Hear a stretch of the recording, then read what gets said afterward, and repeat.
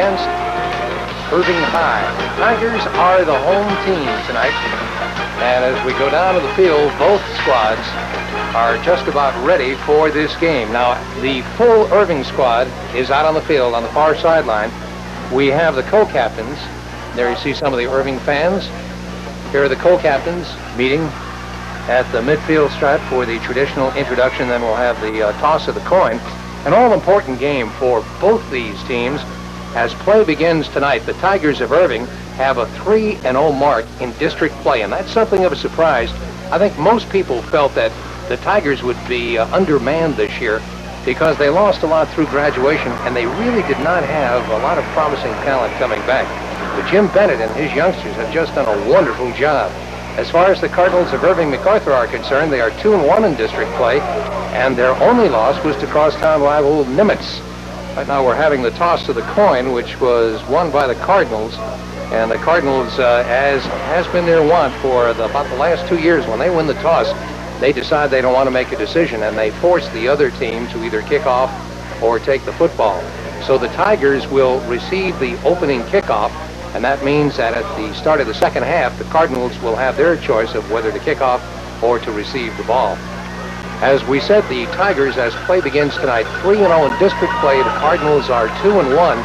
But one of the key factors in tonight's game might be the fact that two of the more talented running backs, one for either team, may not see so much as a snap of the football.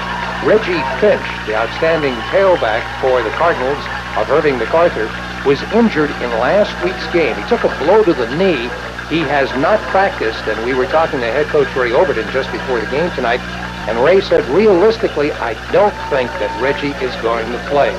But bearing that in mind, there is always the possibility that as the game proceeds, Finch is suited up. Might say, Coach, I feel fine. Please let me get in there. Okay, so Reggie Finch will not start for the Cardinals of Irving MacArthur, and the same is also true for the tailback of the Irving Tigers, Kelly Ashmore. Kelly came down with the flu several days ago. He reported to school he was running a fever of 103. Head coach Jim Bennett had sent him to the infirmary, and when they realized just the temperature that he was running, they sent him home. So Ashmore has not practiced during the entire week. The same is true of Finch. And head coach Jim Bennett of the Irving Tigers said Ashmore may play. We really don't know. He's certainly not going to be up to snuff, and to be honest with you, he said, I can't really tell you if he's going to play so much as run down or if he'll play a quarter or what have you. But Kelly Ashmore right now is out on the field, and he's all ready to return this opening kickoff. But one thing to remember is he's obviously going to be playing in a weakened condition, and as the game proceeds, perhaps he will not be able to finish the game out. But certainly he's going to be in there in a starting capacity, at least to run back his kick.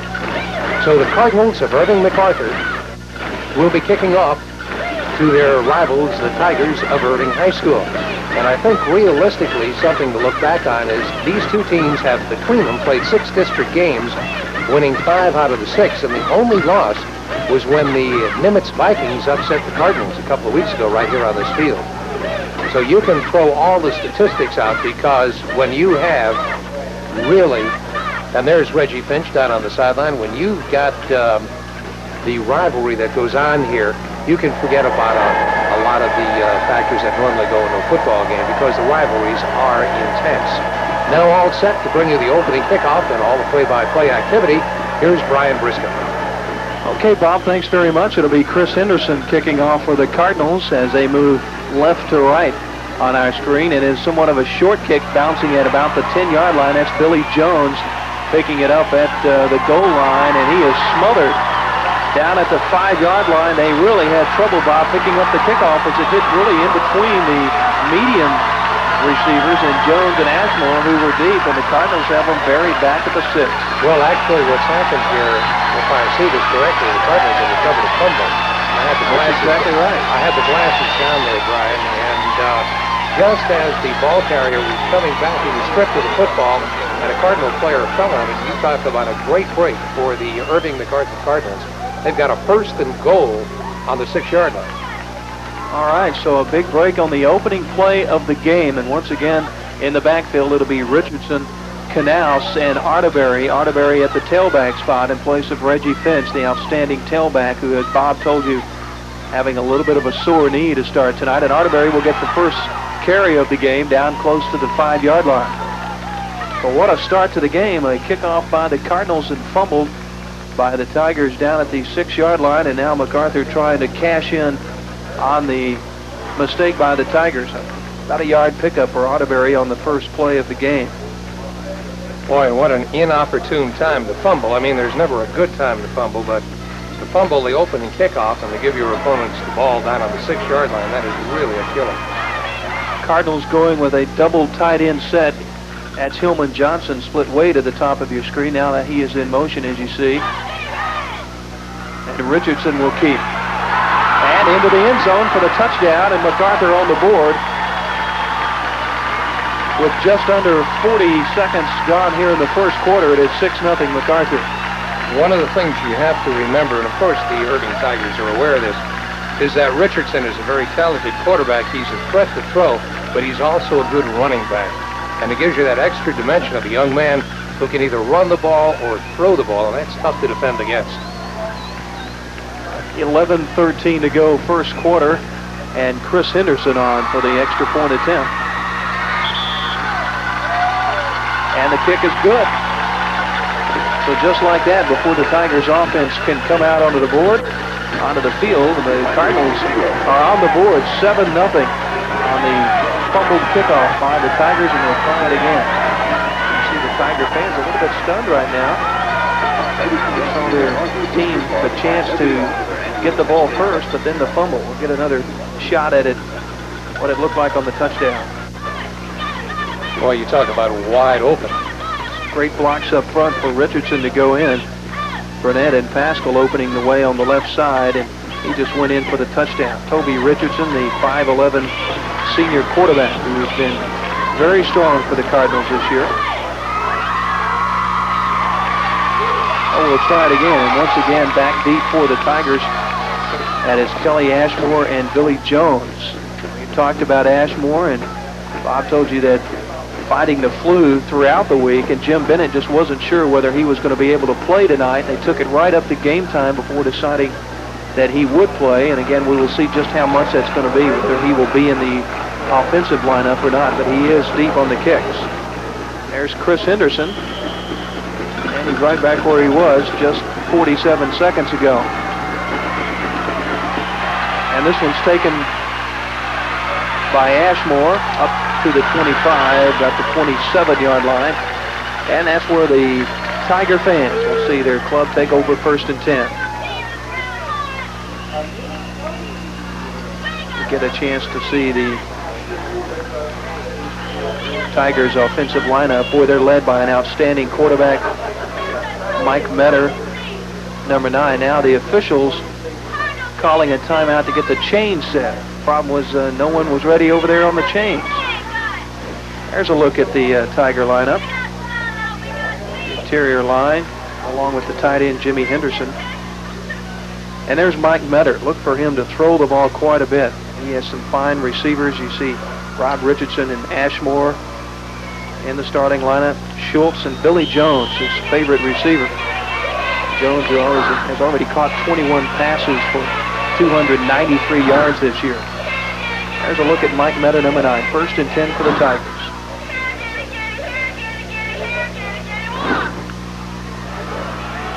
And a quick pitch. Not much room there. Stopped right about at the line of scrimmage. Ashmore is in there in the starting lineup, number 20, in the backfield. They're going to give him about a yard. It'll be 2nd down and 9 for the Tigers. We're just underway. 10:45 to go in the first quarter, but the Cardinals of MacArthur are on the board. It is 7-0. They recovered fumble on the opening kickoff.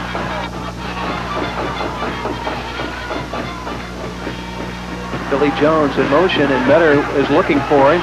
Throws it just behind him. Henderson there, almost trying to get a hand on it, but that pass was tough for Billy Jones to handle. It'll be 3rd and 9. Here, we'll show this to you one more time, the way it looked if you had been watching this from the end zone, but not that one.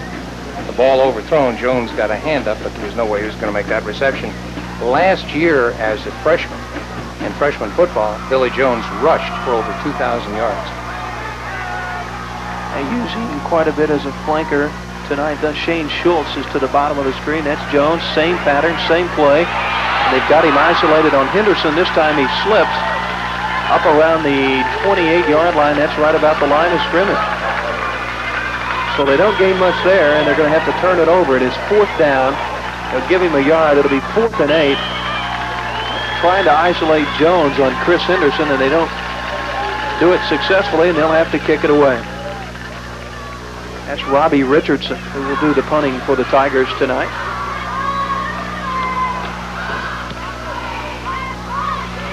Nice high kick taken at about the 34-yard line. Mel LeMaine on the return. And he gets it up to the 42, about the 42-yard line. The Cardinals will have it 1st and 10.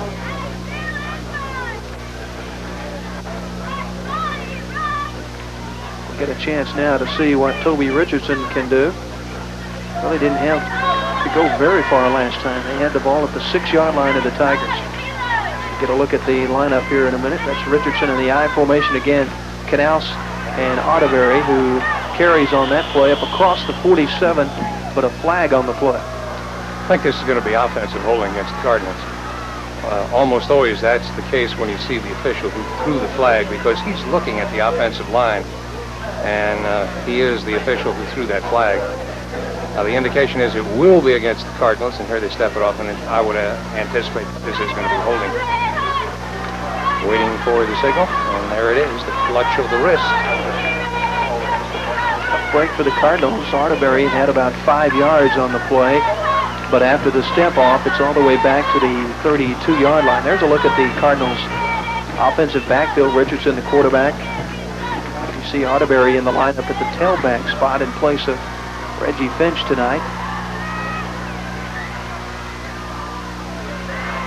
Arterberry behind that great blocking and a huge hole. He's up across the 40-yard line, where they're going to say he's down at about the 39-yard line. Outstanding blocking by the left side. They got 7 of those yards back that they had lost, so they got a 2nd and 13. Eddie Palmer coming in for the Cardinals at the wingback spot, and he will go up wide to the left side along with Trey Shoemake. And Richardson on the play action gives to Arterberry. Not much room there. He's across the 40 up to about the 42-yard line. J.R. Arbello with the tackle for the Tigers. Arterberry did a very nice job gaining 2 yards on that play, because he was just surrounded by black jerseys and was just able to find a little groove where he could move and pick up the 2 yards. For a moment there, it looked as if he was going to be dropped for a loss. Well, that sets up 3rd down and 11, and an obvious passing situation coming up for the Cardinals. And once again, up to the top of the screen, it's Shoemake, and this time he comes in motion. And flags fly, and we'll see. We've got either motion or delay of game. The Cardinals taking their time setting up that play.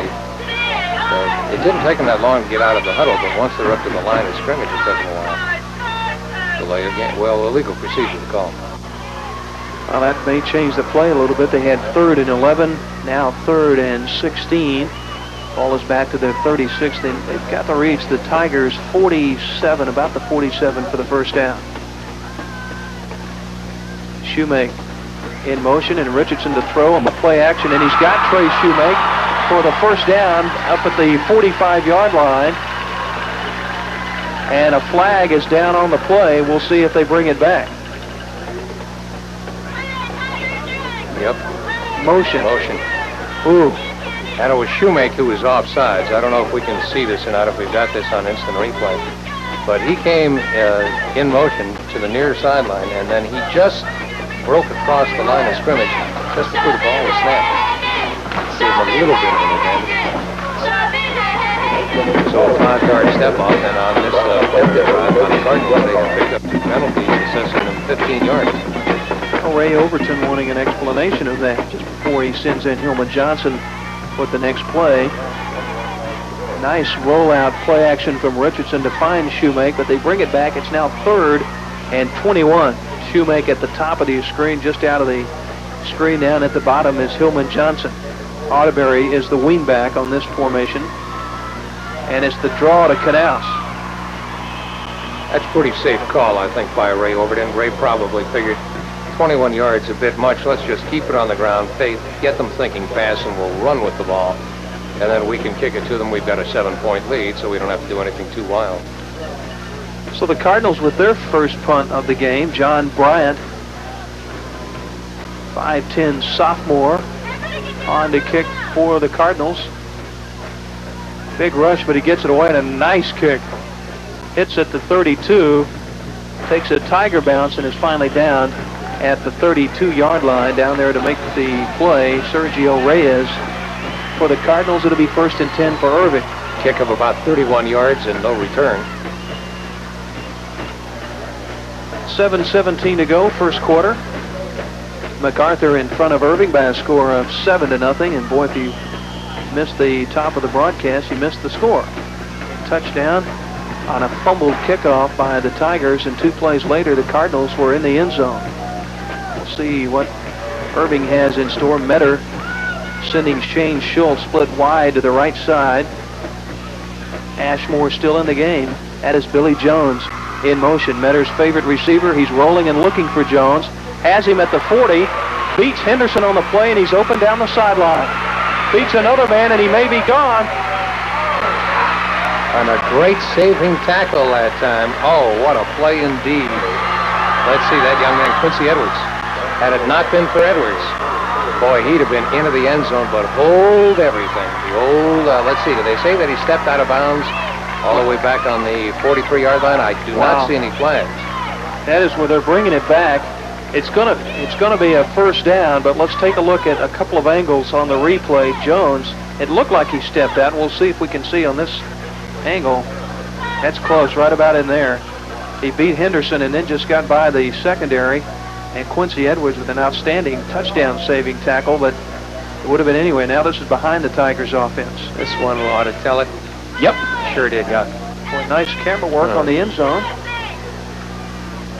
And so what would have been a play of about 50-plus yards comes back. It is enough for a first down, but a big break for the Cardinals. First down for Irving, and it's at their own 45. First man through is Rob Richardson, the fullback. Haven't gone to him yet tonight, but he's across the 45 up to the 48-yard line. Well, we had a chance to see the outstanding arm of Mike Metter throwing on the roll and finding his favorite receiver, Billy Jones. He really has some speed if he gets outside. This time Joe Whitfield comes split wide to the bottom of the screen. Nobody else tied to the right. Now Jones goes in motion.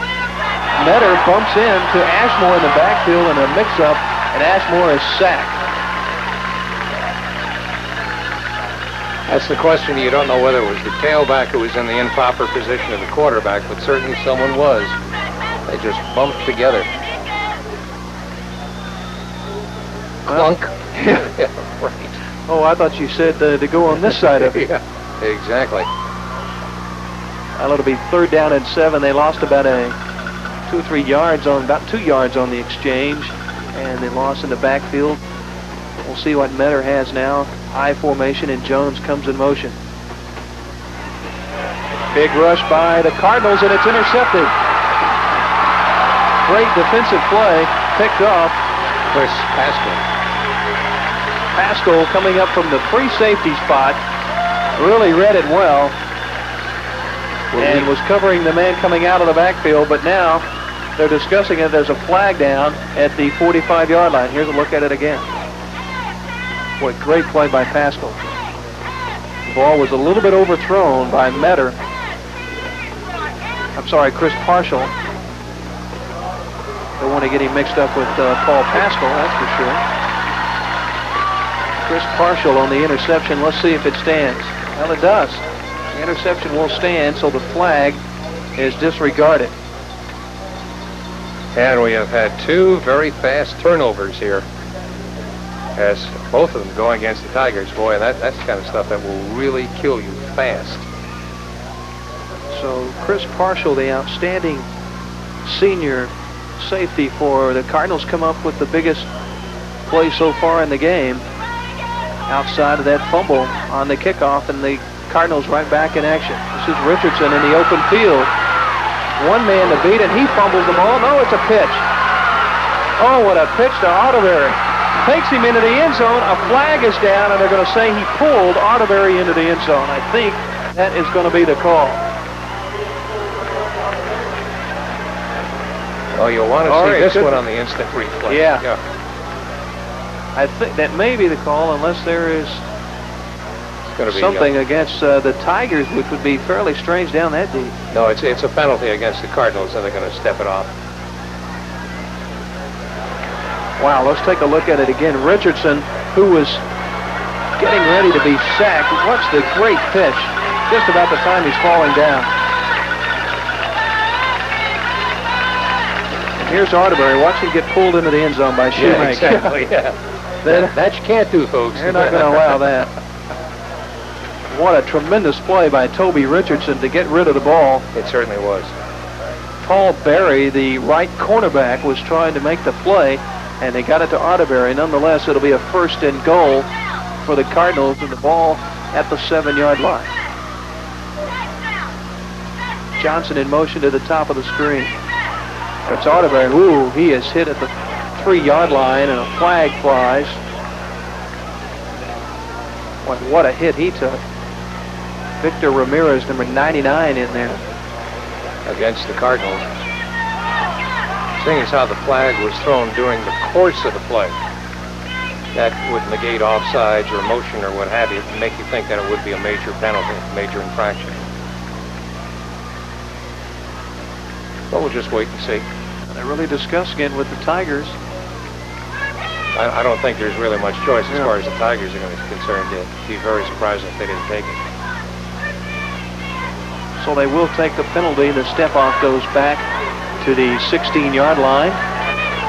Holding it in. Telling Coach Ray Overton now.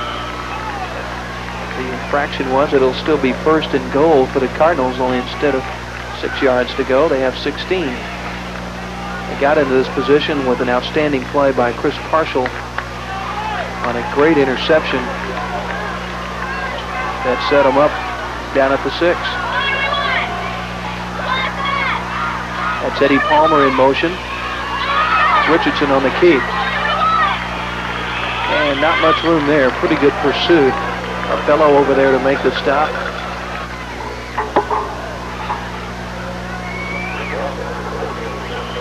Richardson that time showing a lot of athletic ability as he turned a nothing play into a gain of about, let's call it at least a couple of them. 4:30 to go, first quarter. The Cardinals up 7-0, and now Toby Richardson doesn't like what he sees in the formation. He calls timeout. With 4.5 minutes to go in the first quarter, and he'll go talk it over with Ray Overton. See just exactly what they should do, and in the meantime, the entire Tigers defensive setup goes over and talks it over with Jim Bennett, see what they should do. Well, I think this was a good time to call a timeout as far as MacArthur is concerned. When you're this close to the goal line, you don't want to make any silly mistakes. You want to make sure that everyone is cognizant of what the play is going to be.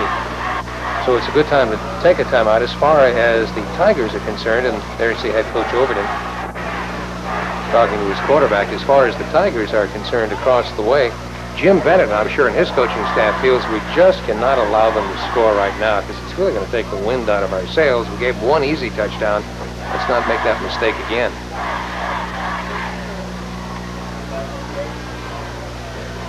Four and a half minutes to go. We'll see what they do. Into the lineup for MacArthur, they're going to go with their power set. John Williams, the tight end, is into the game. Hillman Johnson will stay into the game. Also Drew Randall, so they will go with a double tight end set. Randall and Williams, the tight ends. Knaus and Otterberry in the backfield, and that's Hillman Johnson split to the bottom of the screen. 2nd and goal. Oh, big rush this time. Richardson never could get out of the blocks. Rob Campbell right across the line in a hurry, and Campbell makes a great play. He's 265 pounds. You see number 79 all over Richardson here, but he moves pretty fast for a young man that big. Watch him Talk about penetrating. Plunk right through. Campbell came right across, right in between Pascal and Burnett. There's a look at the clock as it goes inside 4 minutes. Now 3rd down and goal, and the ball at the 11-yard line. Richardson shifting over Otterberry, sending Palmer in motion. Now the flag goes, and they're not going to get it off in time. And that was a question where Otterberry was not in position, and Richardson signaled him quickly to get over there because he just was not set for that play. And in so doing, the additional seconds rolled down, and the assessment stepped off 5 yards. Well, this is one thing that Ray Overton was concerned about, the mental mistakes, penalties that certainly cost them in the Nimitz loss. They had 14 penalties in that game. And he said, you know, in a game like that, certainly in district games, you just can't make the mental mistakes. 3rd and goal again, this time back from the 16. Richardson looking for room to run, gets a great block from Shoemake. Extra effort down to the goal line, and he's in. That's a heck of a run and a great effort by that young man. Toby Richardson, 17 yards and the score. And that is his 2nd touchdown of the night. Credit an outstanding block to the wide receiver, Trey Shoemake, who got a block on the last man that had a chance down around the 3-yard line, and that helped Richardson get in. Now here's Henderson for the extra point. No flags on the play, and it's good.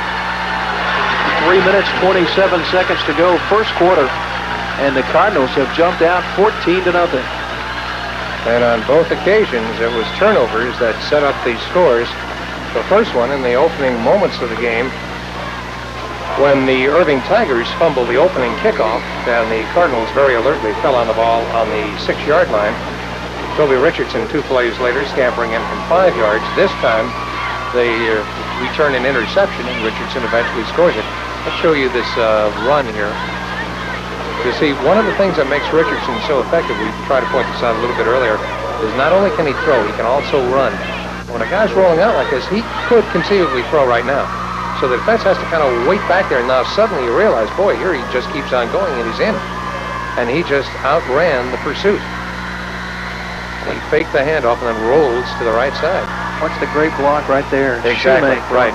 Took Paul Berry right out of the play. And you notice that Shoemake was out there really as a potential receiver. When he saw that Richardson had crossed the line of scrimmage and could not throw the ball, then instead of being the potential receiver, he became the aggressive blocker. Okay, so 14-0. Irving, MacArthur, and Henderson will kick it deep again. This one's a line drive kick taken by the short man, Joe Whitfield, and Whitfield takes it up across the 35 to about the 36-yard line. So a line drive kick by Henderson, and there's Whitfield, who plays a big part in his Irving attack. He is the backup quarterback for Mike Metter. And a heck of a nice run by Whitfield. We saw him earlier in the season make some very fine receptions. Good-looking athlete. 1st and 10 for the Tigers now at the 33-yard line, and really haven't had much of a chance to move the ball. Last possession, they had a pass picked off. Metter will keep it on the ground this time, and Richardson, the ball carrier, up across the 40 to about the 41-yard line. They'll give him about 3 yards on the play, 2nd down and 7. Talking to Jim Bennett, Jim said that he thought, and this was a conversation just before the start of the game, he basically felt that his team had one decided advantage over the Cardinals, and that was the wide receivers faster than the defensive backs. So we wanted to take advantage of that, but first he said we'd have to establish the run. And Ashmore trying to do just that, off tackle to the left side.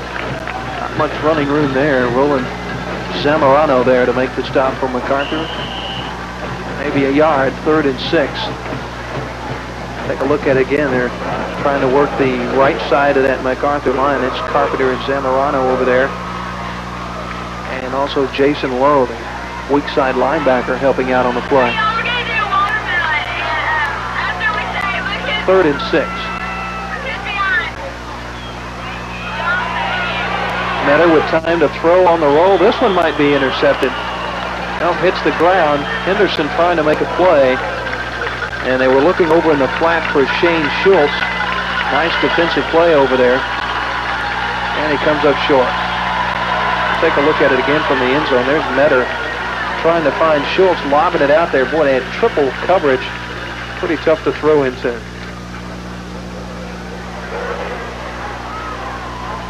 So they will kick it away. This is Richardson. And he kicks it away from the Cardinal coverage.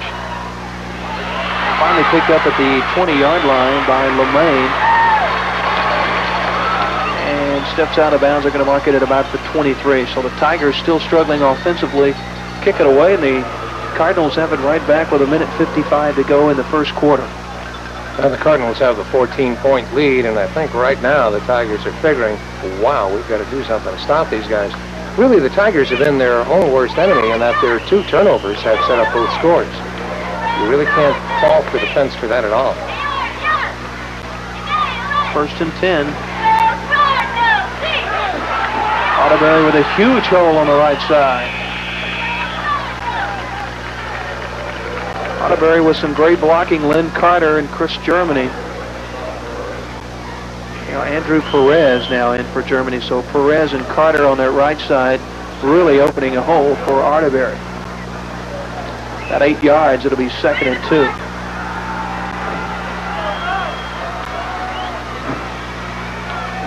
Wide to the top of the screen is Johnson. Again, Otterberry. Same play, same hole. Up to the 50 and across the 50 into Tiger territory, and boy, with holes like that, Otterberry can run all night. Yeah, he really found some daylight. This time, instead of cutting to the near sideline, once he comes through the line of scrimmage, rather than going to his left, he cuts back right. There he is making it right there. Because he saw some daylight and figured that he'd take advantage of it. Carter and Perez on a double team that side. The guard and tackle Joe Alvarez, and they just pinched him inside and opened up the hole. Well, they're just really working that right side again. Otterberry across the 45 down to the 43. The Tigers have a man down. Now slowly getting up. That's James Runyon, the inside linebacker. Going to give him 7 yards on the play to 2nd down and 3. Remember that most of these yards are usually saved for Reggie Finch. Otterberry is in the Reggie Finch position right now, so he is really getting a chance to pile up some yards. Down to the 40 this time, and very close to a 1st down.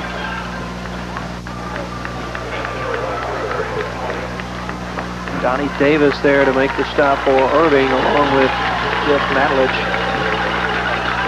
But not in time. They're going to move the sticks. 1st and 10, Cardinals.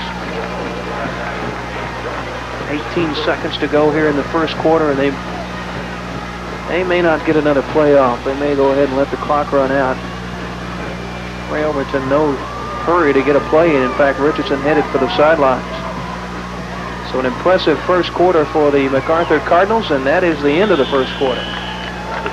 14-0 MacArthur, as the Tigers have certainly struggled and really had problems putting the offense together. Irving MacArthur with 2 big breaks, and they've cashed in both times. 14-0 Cardinals. We'll be back to Irving School Stadium in just a moment.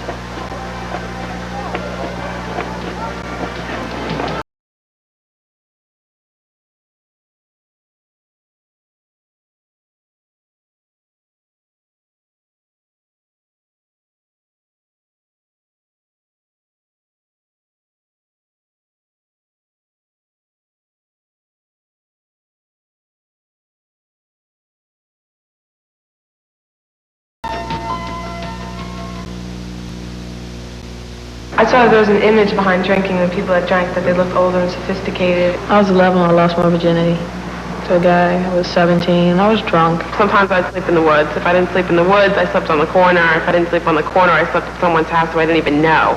Hey, yo, alcohol is a drug, and you can get hooked on it. And the younger you start, the more damage you can do. If you want to be somebody, have a family, have a future, just say no. Say no and say yes to your life.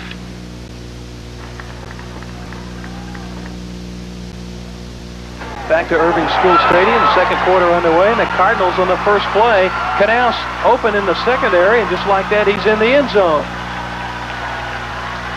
Well, they start the second quarter just like they started the first quarter. Recovered the fumble on the opening kickoff, and now in the first play of the second quarter, at the 40-yard line, they go all the way. Canals right up the middle. Boy, they really busted a hole that time. We've talked about the offensive line work, and Canals took it all the way for the touchdown, and the Cardinals have jumped to a 20-0 lead. Henderson to make it 21. And he does. 7 seconds into the second quarter, Brad Canals takes it all the way. Junior fullback who normally does the blocking work for Reggie Finch, tonight doing the yeoman work in front of Otterbury, but this time his number was called and he took it into the end zone. Canals carrying twice so far for the game for 46 yards. Boy, that's so fast they even beat our camera. Look at this. Right past Paul Berry. Really. Look at this opening. You talk about finding something there. No, they really did. Well, they just blew the middle open. They have really done a job up front. They have found a seam working right over Alvarez and Joe Lane for the Tigers. And, you know, Jim Bennett over there has just got to be scratching his head about, you know, when are we going to get into this game? There's Ray Overton. He has to like the way things have started. The Tigers have really not had much of a chance to do anything offensively, and when they have, they've been 3 plays and punt pretty much. So Henderson on to kick off yet another time. Ashmore and Billy Jones will be deep for the Tigers, and it's 11:53 to go. There's a look at Kelly Ashmore and Billy Jones, fine wide receiver. Haven't had much of a chance. They hit him once tonight, and he was able to get open on the sideline. Would have been down to about the 5 had he not stepped out of bounds. Back about 50, 60 yards upfield. Here we go. Kick is a short one by Henderson and taken by Rob Richardson, and he returns it up to about the 33, 34-yard line, and the Tigers down 21 points, go to work with 11:49 to go in the second quarter. We'll see if Jim Bennett has made any kind of adjustments offensively.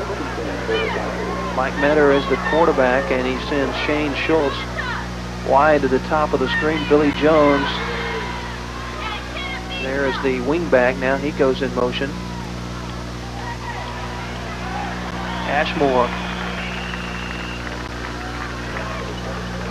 off the left side. He gets a few yards. Jason Lowe there to make the stop for the Cardinals. And they're going to give him maybe a yard. Second down and 9.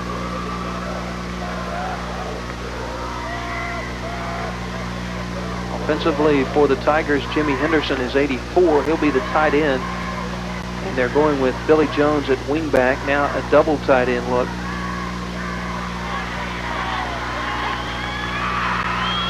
Metter looking over, and he's got his man down at the 40. That is Whitfield. And Whitfield carries it, beating Rusty Benton down to the 32. Flags fly. We're going to see what the call is. Benton gave, or Whitfield gave Benton a pretty good shot after he caught the ball. Well, it's going to go the other way, though. Take a look, see if we can find it. There's just a quick hitter. It's a marvelous catch by Whitfield. Boy, he's a good-looking kid. The flags come right after that. Here it is again, just a 2-step drop, and they find Joe Whitfield. A great play, Pete Rusty Benton. So So a first down, the first big play, and the first real break of the game for the Irving Tigers. They have it at the MacArthur 16-yard line, 1st and 10.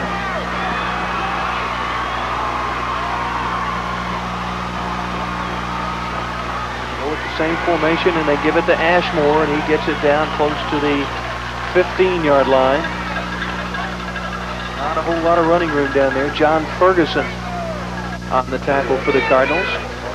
About a yard, 2nd and 9. Ashmore kind of slow to get up. Defense, yes sirree, Big D. This time, Joe Whitfield comes to the bottom of the screen. Billy Jones will be the wingback up to the top of the screen, and that is Richardson and Ashmore in the backfield. Metter, quick hitter again, same play. He beat Rusty Benton, and now Whitfield looking back for possible interference. No call. Rusty Benton stayed right with him. Pretty good coverage that time. That was just a throw it up for grabs and see if you can run under it. Whitfield had position. The ball was overthrown. See if we can pick that up here. Whitfield was out in front of his man. The ball was just a little bit too tall. But it's going to take a tremendous pass to get that in there because Whitfield just had maybe a quarter of his stride over the defender.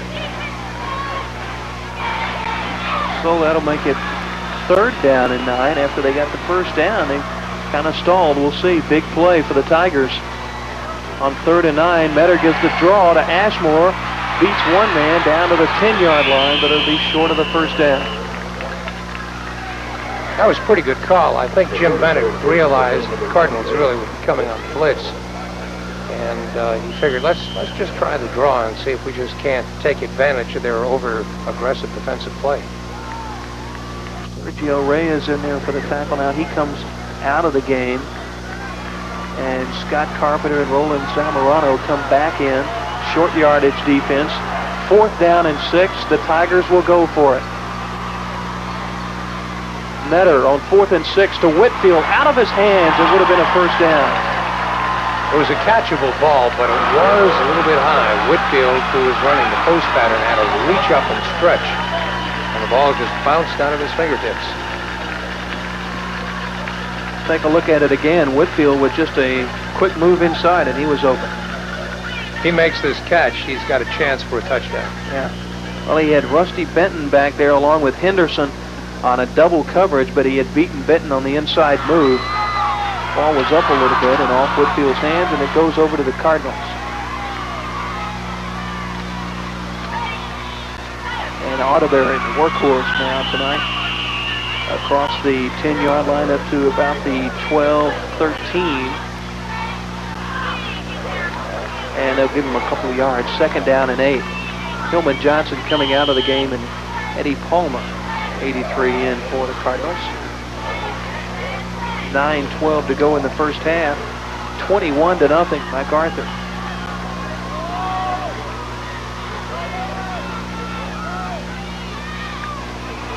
This time it's Canals, and great pursuit by that Tiger right side. Nobody able to move in there. Keith Kinser, the defensive end, on the stop. Super defense I found by the Tigers. Those defensive linemen just would not be denied or pushed aside. They just sandwiched Brad Canals, and down he went. Brad, by the way, an outstanding wrestler, so good that he made it an international team and spent about a month over in West Germany. So his dad, of course, is the wrestling coach at MacArthur High School. 3rd down and 7 for the Cardinals. Split wide to the right, to the bottom of the screen. But they give to Ottoberry, and he is smothered, gets out of that, up across the 15, up to about the 17-yard line, but well short of a first down, and they'll have to kick it away. 4th down, and John Bryant on to punt for the Cardinals. And the Tigers now hope to get some pretty good field position and try to get back into this inning. 7:52 to go in the half. Alfred Brigham is the lone deep man for the Tigers to return this kick. See if they're coming, and they are. Almost got it. Bryant gets away a dandy kick. Brigham at the 50. Pretty good run back, about 12 yards, and a flag flies out over in front of the Tigers bench. Well, we'll see if somebody hit him out of bounds. That's more than likely the case when you get over there on the sideline. Boy, a heck of a punt by Bryant. He had tremendous pressure coming, and it was almost blocked. This is going to be a penalty against the Cardinals. That'll move the ball further down the field there. You see that rush. Keith Kinzer almost got the block. Now let's see if we can pick up. This is a good move, by the way, by Brigham. He gets out of bounds, and I guess that's why they said, gee, he's out of bounds. He can stop pushing. Well, assess the penalty against the Cardinals being overly aggressive. Moves it down to about the 22-yard line. It's 1st and 10 for the Tigers. So they start off in a pretty good position here. 7:36 to go in the half. And a great chance for the Tigers to get something going. That is Shane Schultz going to the top of the screen again. Billy Jones, the flanker in the wingback spot, and he's in motion. Metter on the play action. Over the middle. He was looking that time to try to go to Ashmore out of the backfield. And looked like he hit Rusty Hicks right in the line, right in the shoulder pads. Take a look at it again. Here's Metter trying to find Ashmore. Clunk hit him in the back of the head. Yeah. What? Who? Hicks turned around. Who was that? Yeah. 2nd down and 10.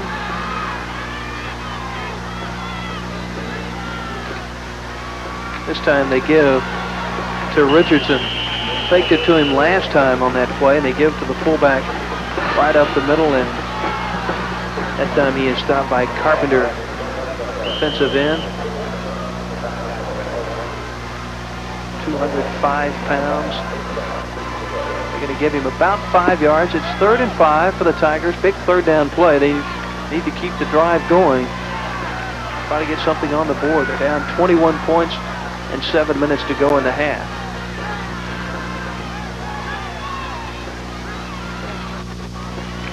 Ashmore, nothing there.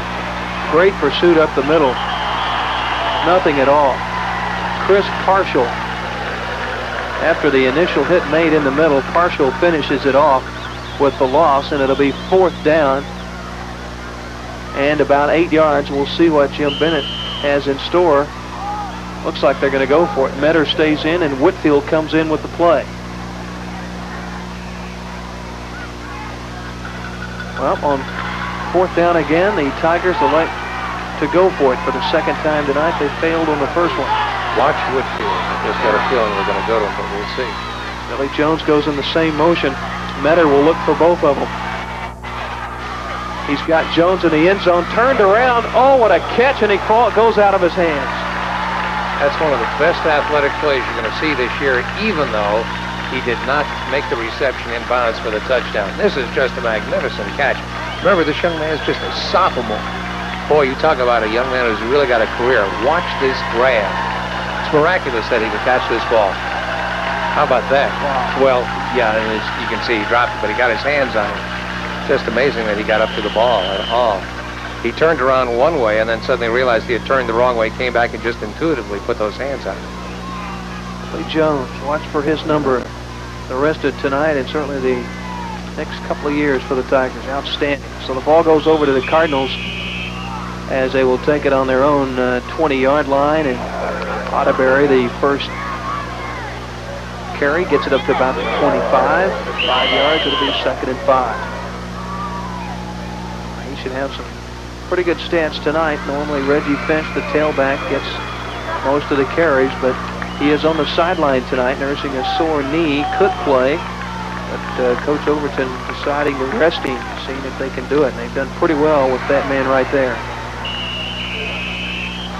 Otterberry up again to about the 28-yard line. That'll be about a yard short. It'll be 3rd down and about a yard needed for the Cardinals. Now they send in Eddie Palmer and John Williams into the game. They go with 2 tight ends, Williams and Randall Shoemake, out of the game on 3rd and 1. It's Toby Richardson on the keep, but you see there it's right about where they had the ball on the last play. They don't really gain anything on 4th and 1, and with a 21-point lead in the ball at your own 29. Ray Overton sees no need to gamble here. So John Bryant on to kick away again for the Cardinals.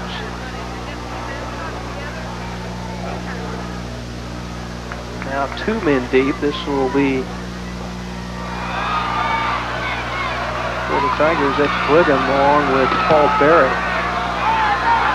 And the kick is somewhat short. Hits at the 50 and hits a Cardinal player down at the 47-yard line, and that's where the Tigers have it. 1st and 10, 4:18 to go in the first half, and it's still MacArthur 21 and Irving High School nothing. A 25-yard kick with no return. Well, for the Tigers, they have just not had many opportunities. They hit a big play a moment ago and got the big penalty. Got in pretty good position, but then the drive stalled, and on 4th down, they failed to pick up the first down. Now we'll see what they do. Ashmore, nothing there. Trying the left side, but great pursuit by the Mac defense that time. The Tigers just have not been able to get any kind of a running game going. Just taking a look at our figures right now, thus far they have gained just 14 yards rushing. That says, a ton. Because while they would like to pass, and certainly they've tried it, if you can't get that running game going, it's awfully tough to get the passing game. The defense is just going to be laying back for those passes. Well, they send everybody this time on the max blitz, and they get Metter at the 39. Everybody coming that time. Take another look at it. This is the whole thing. You can see the Cardinals really swarming. They figure these guys can't run on us, so let's just start gambling some. Let's try and get that quarterback. Did a heck of a good job on that one, that's for sure. Well, they sent everybody, and the loss is all the way back to the 40, where it'll be 3rd and 17 now for the Tigers.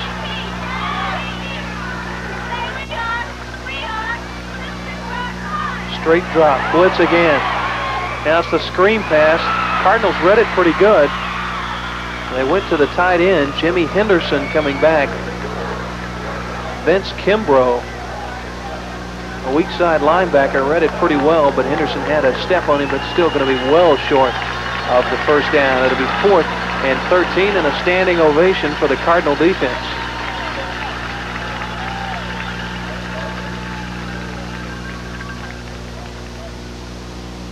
Robbie Richardson on to kick it away. No rush. High end over end kick and a fair catch. Taken by the Cardinals' Quincy Edwards at the 21. And so Cardinals once again find themselves with the ball after holding the Tigers. Good defensive stand. It's 1st and 10, 2:47 to go in the first half. And Jim Bennett just kind of wondering what to do, what to get in there for offense the next time he gets the ball. I wouldn't be surprised the next time, based on the situation where they get the ball, if the Tigers, and of course we've got around 2:47 remaining in the first half, so they may not be able to get the ball. But I would be surprised if on 1st down they don't throw a pass. They've been trying to get that run going. They just have not been able to do it on 1st down. Well, the Cardinals not content to set on the 21-point lead. Look for Otterberry deep. He's got it, but a great defensive play to break it up. Alfred Brigham back there. Otterberry had split the defense. Great throw by Richardson, and you saw the tremendous hit that Brigham put on Otterberry to break it up. This shows you the great arm that Richardson has. You talk about really pinpointing a throw. Folks, you're not going to see that better in the pro game or in the collegiate game. He had that pass right on the money. And had it not been for Brigham, you got yourself a touchdown. 2nd and 10. This time they will give to Otterberry out of the backfield, and he's open down the sideline. Cross midfield and finally out of bounds at the 45. But a big hitter to get the first down, and finally Marty Candelaria to make the stop for the Tigers. That's a pickup of 34 yards. Well, they went to Otterberry out of the backfield on the pass play. They come right back and hit him on the delayed draw, and look at that huge hole on the left side. Nice move right there. And he's just running out of gas as he goes to that sideline, and you can't blame him. Now a timeout. The Tigers will take a timeout, stopping the clock with 2 minutes, 32 seconds to go in the first half. It's 21-0 MacArthur. We'll be right back.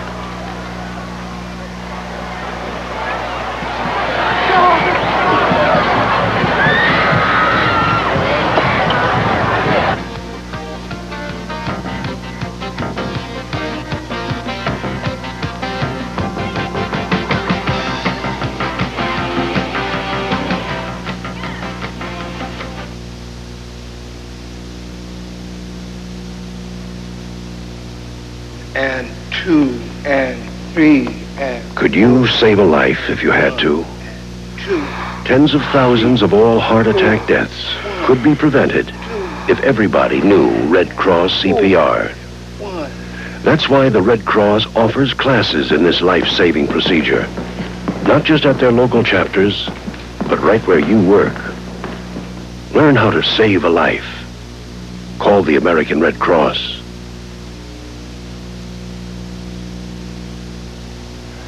Back at Irving School Stadium, we have 2:32 to go in the first half. Bryant Briscoe and Bob Berry, where the MacArthur Cardinals are 21-0 lead right now over the Tigers, and MacArthur a 1st and 10 at their own 45. And not much running room right there. Brad Canals, the big fullback. In fact, they're going to say no gain. It'll be 2nd and 10, and the clock continues to roll. Eddie Palmer coming in now from the Cardinals sideline with the play. Replaces Hillman Johnson. See if the Cardinals are content just to run this clock out. They did try the big hitter to Otterberry a moment ago and failed. Now Otterberry up the middle. A flag flies as Darren takes it down to about the 43. Let's see what the flag's all about. I'm going to say offensive holding because the official again threw the flag. He's looking right at that offensive line. Almost every time you see that, the official who's watching the offensive line throw the flag. That's what he's there for, to see if he can pick up holding. Pick it up, he did. So the question now rests with the Tigers. They want to take the penalty or do they want to take the play? And this really kind of surprised me. They're going to take the penalty.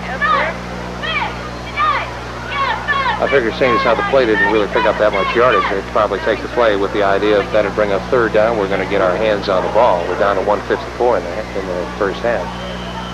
Well, they're going to move it back to the Cardinal 45-yard line where it'll be 2nd down.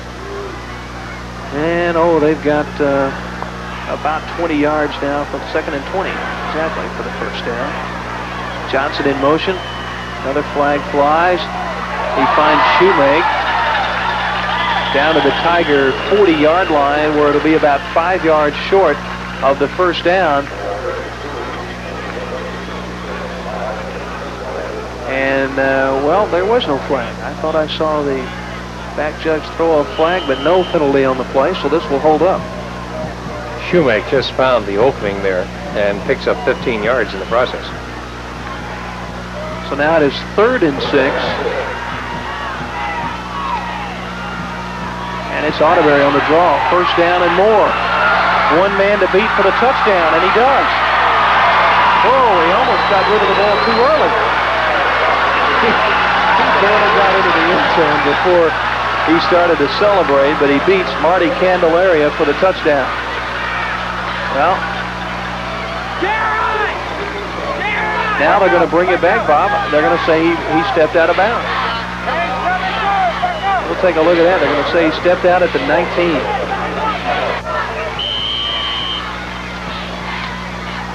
He doesn't have to worry about the early celebration now in the end zone. We're going to see if he stepped out. This is the replay. There's a look at it. Close, isn't it? Very close. Really tough to tell that. Now we're back live. He gets the ball again. He's going to try to make up for it and does. So it just delayed it one more play, and what a night Darren Otterberry is having.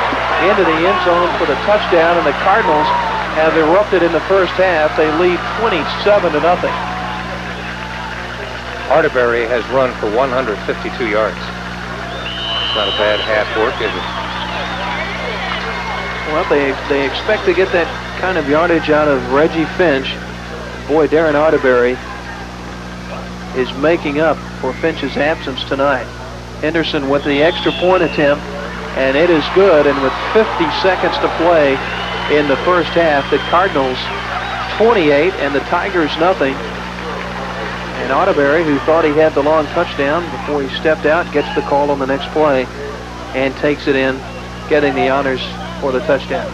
Boy, I'll tell you, Arterberry, remember, not too many plays back there. He was down the middle, a long pass from Richardson. He had his hands on it, but he was belted by Brigham and dropped the ball. And the very next play, he just opened up and found a hole, and he was off to the races. And now he comes back again.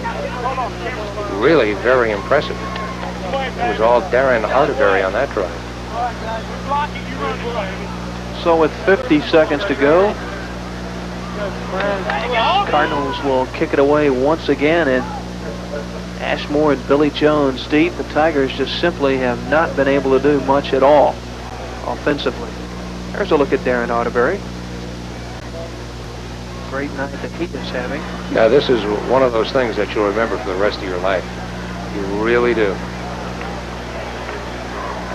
Coming in a big game like this, the Tigers coming in undefeated in district play. The Cardinals trying to stay right in there also. They have one loss.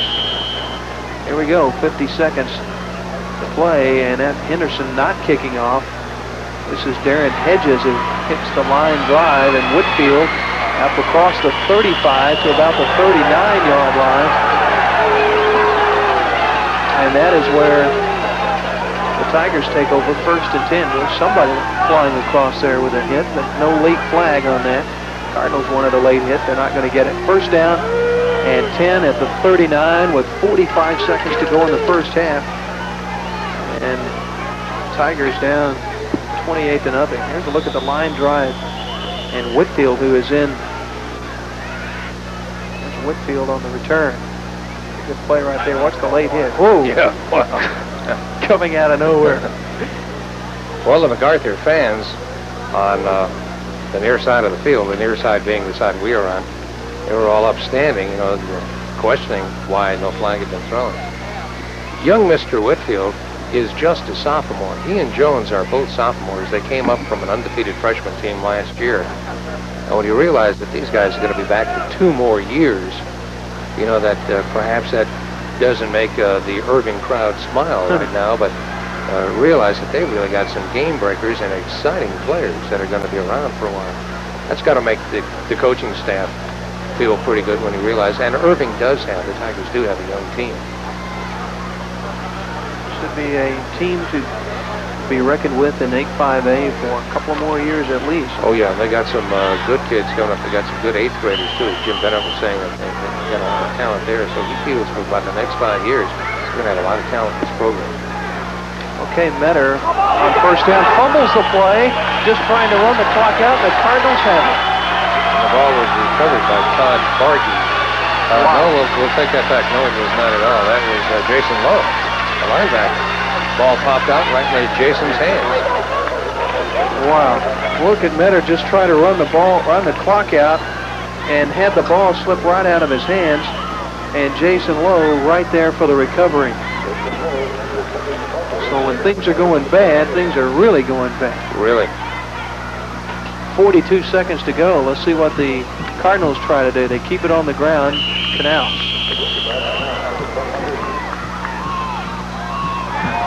Taking it down to about the 36. Well, they're not content on running it out because they're in the hurry-up offense. 26 seconds to play in the first half. Richardson on the play action. Big rush. Can't get it away under some great rush that time.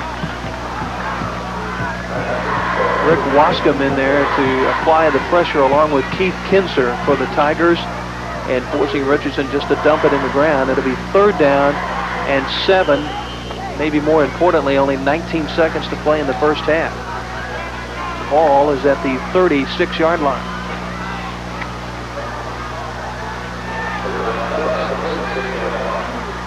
Okay, 3rd down play coming up for the Cardinals, who lead by 28. Otterberry in motion. Richardson trying to come out of the pocket as the protection falls, throwing it up into the end zone. He has two receivers down there, and they bump into each other, Randall and Hillman Johnson. And Richardson really just kind of throwing the ball away, and a flag is down at the line of scrimmage. He may have stepped across the line. I believe he did. I think he was across the line of scrimmage by a good 2 yards when he let that ball go. But let's just, let's see what the officials seem to think about it. Well, if it is, it's going to be loss of down, which would be 4th down. We'll see what the official, there it is. Right, that's it, loss of down, and then legal forward pass, the signal. 4th down and 11 now. Let's see what they try. Henderson is not into the game, the place kicker who would try that, but that would be a heck of a kick. We're talking Tom Dempsey stuff here. Yeah, that would be about 56, 57 yards. So instead, they just run the ball to Otterberry, and he's got a pretty good hole around the left side, looking for the sideline. Doesn't find it as the clock runs out. And that will do it for the first half. Impressive style for the MacArthur Cardinals. It's been all red. 28-0. The MacArthur Cardinals lead at the intermission. And you look at Cardinals and going to the dressing room, they've got to be happy. Ray Overton's got to be happy with what he has seen in the first half. With 28 points onto the board for the Cardinals. Take a look at some of the turnovers and the what they have meant for the Tigers. The fumble came on that first one on the opening kickoff, Bob, and only took 2 plays for the Cardinals to cash in. Then the interception by Partial set up the touchdown, and then of course the fumble as Metter was trying to run the clock out, fumbled the ball, and time ran out on the Cardinals before they could cash in again. So the turnovers have just killed the Tigers' drive in the first half, and they just haven't had much of a chance. So it is 28-0, Cardinals leading at the halftime, and we're going to send you down to the field. Let you listen to the Irving MacArthur marching band. Realistically, boy, they know their work is cut out with it. Before this game began, we were talking to the 2 head coaches, and we hope to have both Ray Overton and Jim Bennett with us at the end of this game. We were talking to the 2 coaches, and Coach Bennett for the Tigers said, we really don't match up as far as the Cardinals are concerned. He said they're stronger, they're a little bit quicker. The only place where we really have an advantage over them is in our wide receivers. He said, I think our wide receivers really are better than their defensive backs. They really haven't been able to take advantage too much of that because of the tremendous pass rush put on the Irving quarterback by the Cardinal defensive line. Head coach Ray Overton said that going into this game was really more important for his team than it was for the Tigers. And of course, thinking there is the Cardinals have already lost 1 district game. They were upended by Nimitz. And the Tigers coming into this game had not picked up any district defeats. And Ray's thought was, if we lose this one, that's just about it as far as the playoffs are concerned. And he was saying the Tigers can afford to lose this game, and they're still competitive in the district. But if we lose this game, forget it, because there's no way we get into the playoffs. So with that thought in mind, and as the game started, the Cardinals played the entire first half, and I'm sure the same will be true the second half, without their outstanding running back, Reggie Finch. And when you realize that in the first half they ran for 256 yards, you wonder what would happen if Finch had been in the game. But he was not in the game. He had suffered an injury in last week's game. He took a shot to the knee. He suited up, but has not made an appearance on the field. And now that his team is leading so handily, we really don't think that we will see him at all. Correspondingly, the tailback for the Tigers was coming off a bout of the flu, and certainly he's playing under a weakened condition. Now here's Bryant Briscoe. Okay, Bob, second half now underway, and the thing that the Tigers certainly hated to do was kick off to the Cardinals, which is what they've done. And open in the midfield, and one man to beat to the kicker is Otterberry. Oh, and a great tackle. A touchdown-saving tackle that time by Rob Richardson, the kicker, and he was the last man that would have saved it, and he gets him in midfield. Fine run by Otterberry, who starts off here in the second half where he left off in the first. Remember that Arterberry in the first half ran for 159 yards in the score, as you see. Now we'll show you the end zone camera shot. This is the way it looks. And he comes straight up the middle. There's nothing fancy here. He just had all kinds of blocking. He's off to the races. And only that great tackle by Richardson saved him. Now we're back live. Toby Richardson on the keep, gets some good blocks up ahead. Hillman Johnson and Canals opening some holes for the quarterback who gets the first down. And the Cardinals, boy, come out like a locomotive in the second half. Remember the opening kickoff, they picked up a fumble and took it in for the touchdown 2 plays later. Now on the opening kickoff, they return to the 50. Richardson for 15 yards, and it's quickly 1st and 10 for the Cardinals. And they're at the Tigers' 35-yard line. Eddie Palmer in motion. Richardson looks like that might be a busted play. Really never got off the ground. In fact, Richardson signaling over with the open palms to the sideline. What exactly was that? They're going to lose about 5. It'll be 2nd and 15.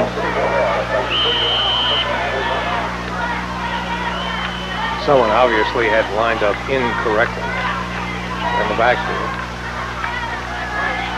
Toby Richardson, the quarterback. Canals and Arterberry, the starting backfield. This is Arterberry. Oh, look at him break the tackles up the middle. What a run by Darren Arterberry. Hit twice. And finally pulled down at about the 31-yard line, but a great carry by Darren Arterberry. And he picks up, it's going to be 3rd and 7. He picks up about 8 yards on the carry. Arterberry's listed in the program at about 170 pounds, but boy, he runs a lot stronger than that, doesn't he? He really does. Great upper body strength. Shoemake, the bottom of the screen. Richardson rolling to the right. It's a keeper all the way. And he's across the 30 down to about the 29-yard line for Marty Candelaria coming up from the safety spot to make the stop for the Tigers. And it's 4th down. 4th down after they got the great field position. Ran into some problems here on the busted play. 4th down and about 4. And no field goal try here and no punt. They're going for it. 4th and 4 for the Cardinals. Richardson play action. Big rush. He's sacked and the ball will go over. And a heck of a defensive play that time. Reading it out well was Victor Ramirez, the outside linebacker who just threw him down on his back. Big Victor Ramirez looking to come into the backfield and sack Richardson on the play. So good defensive performance by the Tigers on the opening series, and they have the ball 1st and 10 at their own 40. 9:35 to go in the 3rd quarter, and the Tigers trailing 28-0. Metter to throw for Whitfield. Just out of his grasp down at the Cardinal 30-yard line. Boy, they continue to work on that streak pattern. Whitfield working over on that side on Rusty Benton, who is working the right corner tonight. Well, in the closing minutes of the first half, I said I would not be surprised if the Tigers got the ball back in the first half. If on their first play, they would not go to the air because they were not able to do anything running. And that's exactly what they did this time. They came out tossing on that first down situation. Almost pulled it off, too. That was close. Billy Jones in motion, top of the screen. Metter rose that way. Has time. Going deep for Schultz, covered by Benton. Oh, and Schultz off his fingers. Metter kind of tossed that one up for grabs. Well, he really did. He was rolling to the left side and then stopped and had to throw back across the field to Schultz, who had one-on-one coverage deep with Rusty Benton. And the ball kind of hung up there a little bit. Schultz had a step on him and the ball was there, but just off his fingertips. So just as you mentioned, Bob, they're coming out throwing. Now it's 3rd and 10. And they send Whitfield way up to the top of the screen. And now Billy Jones in motion to the right. They're looking for Jones at the first down marker. And Metter throws that one just too high to catch. And on 3 plays, 3 incompletions, and the Tigers will have to punt it away. Bobby Richardson coming on to kick for the Tigers, and you can see what Jim Benton has decided to do. Down 28 points, they want to get back and get in there in a hurry. They've got a long ways to go, but having some problems. High snap, almost blocked. Richardson gets it away and kicks it out of bounds. We'll see where they mark it. Down at about the 24-yard line. The Cardinals have it 1st and 10. So Richardson's kick sailing 36 yards before it scoots out of bounds. Cardinals will see what they can do with it, and what they've done with it thus far is showing that they can really run that football. Toby Richardson, the quarterback, has Shoemake coming to the near side and Eddie Palmer wide to the top of the screen. It is still Knaus and Arterberry in the backfield. This is Palmer in motion. And Richardson on the keep. And he gets it up close to about the 30-yard line before he's pulled down, gain of about 6 yards. Richardson has got those quick feet. Always a threat to run. And he's got the good arm, too, so he is a very versatile player. Those of you who follow the Cardinals might recall last year he'd be brought in passing situations from a halfback position. They just pitch him the ball and then he'd roll out and throw deep downfield.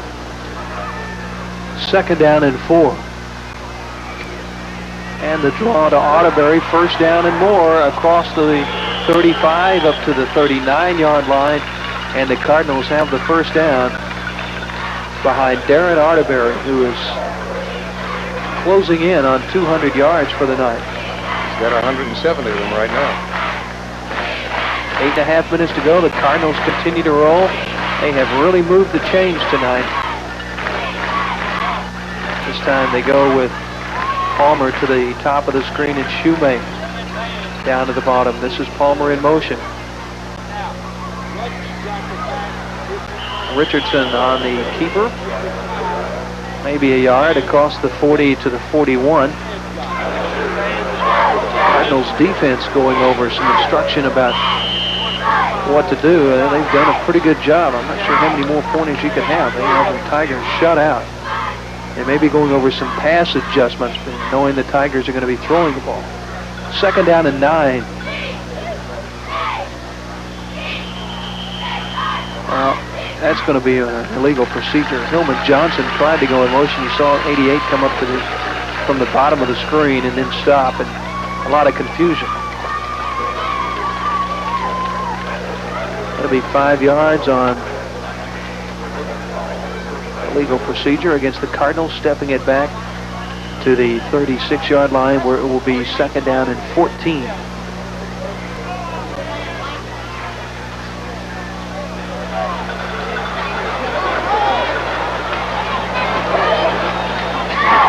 It's Hillman Johnson in motion.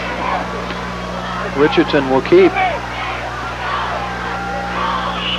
to about the 43 before he is finally pulled down by Paul Berry. Looks like down at about the 44-yard line. Still 3rd down, and now let's call it 8. Richardson again showing just how elusive he can be in the grasp of would-be tacklers, but able to get away.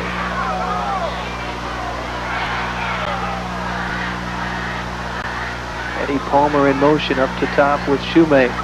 Richardson will throw. Diving try by Palmer, and he can't hold on over there to cover on the play, Paul Berry. But we've got a flag down back at the 40-yard line.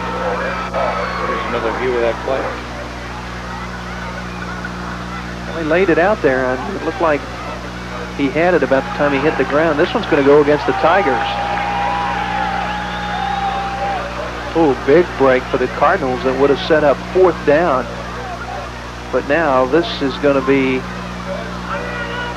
enough for a 1st down and more. Now let's see what the call is. Personal foul. 15-yard walk-off. And a 1st down for the Cardinals. What would have been 4th down, now 1st down at the Irving 42.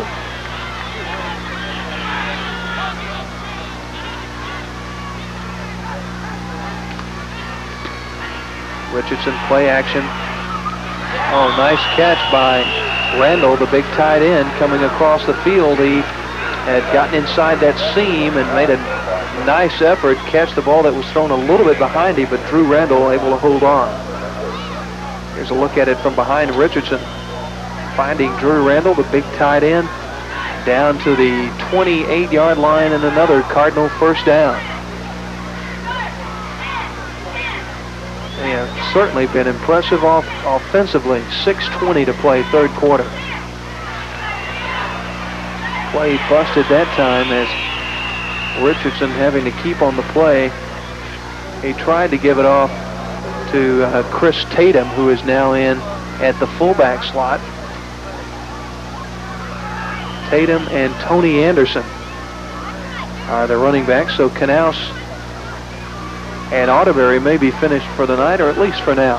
Fresh running backs into the game. Chris Tatum and Tony Anderson.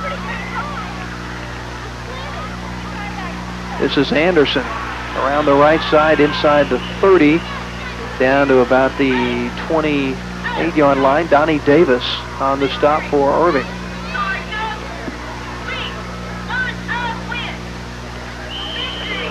Give him about a yard, third down and 9. MacArthur well in control of this game, 28 points in the first half. And they've been able to just hold on to the ball here in the second half. Big hole that time for Anderson on the left side. And he takes it all the way down. Joey Raspani on the stop for the Tigers. But it's going to be marked at about the 23-yard line. Still well short of the first down. It'll be fourth down and 4, and the Cardinals take a timeout to try to decide what to do. On 4th and 4 with 4 minutes and 53 seconds to go, and we'll see what the decision's going to be in just a moment, but it's 28-0 Cardinals. We'll be right back after this break.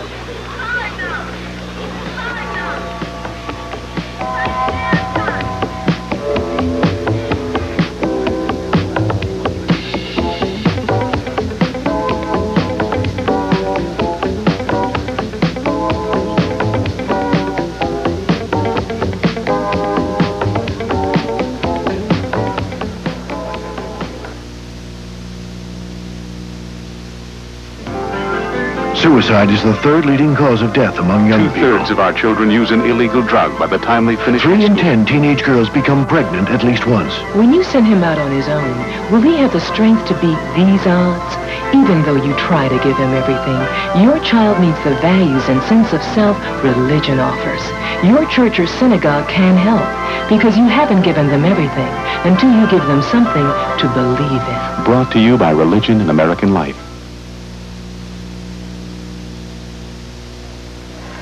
4:53 to go in the third quarter, and the Cardinals there you see up very comfortably in front of the Tigers. This is 4th and 4. Ray Overton has decided to go for it. Down at the 23, Richardson with an open man inside the 15, down to the 10, and a Cardinal first down.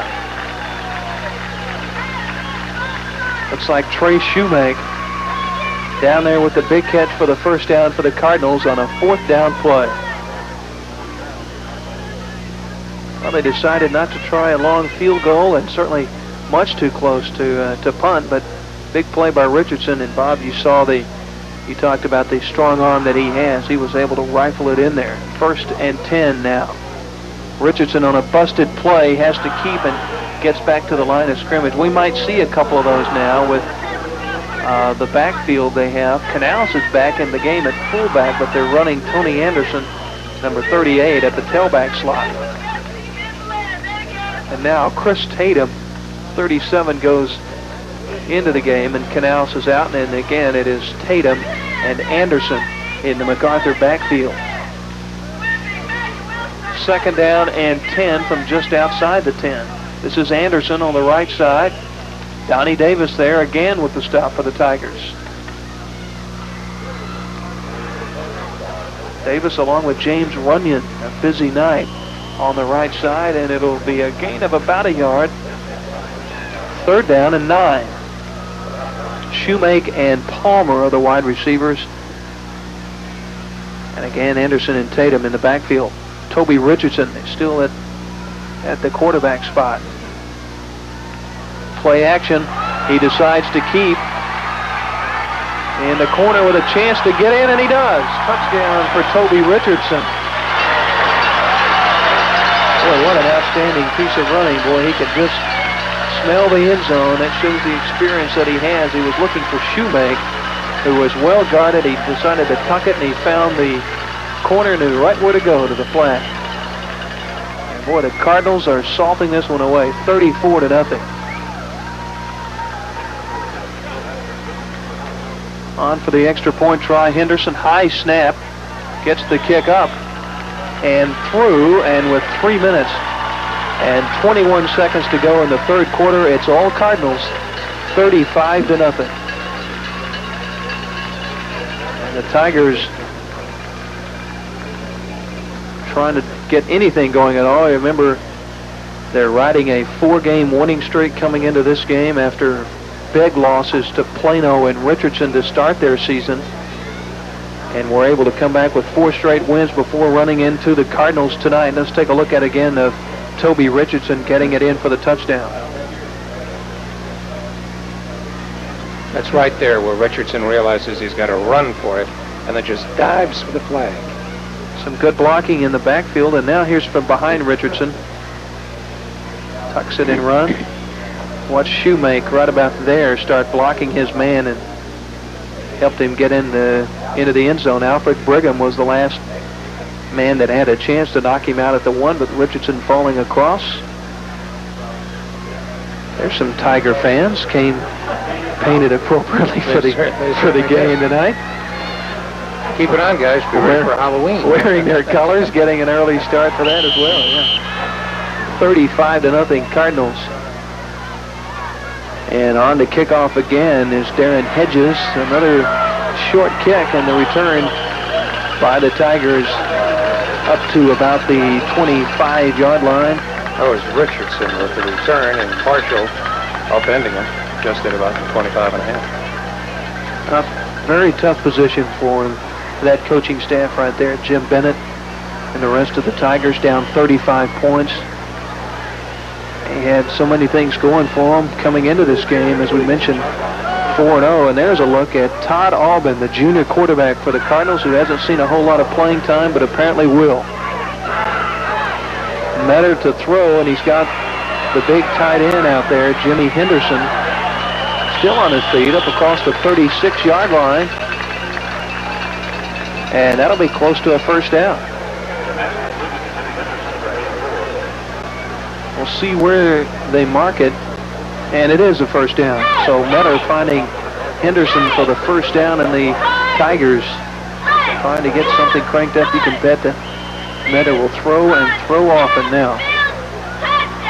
Coming into the game, he was the top-rated quarterback in the district in passing.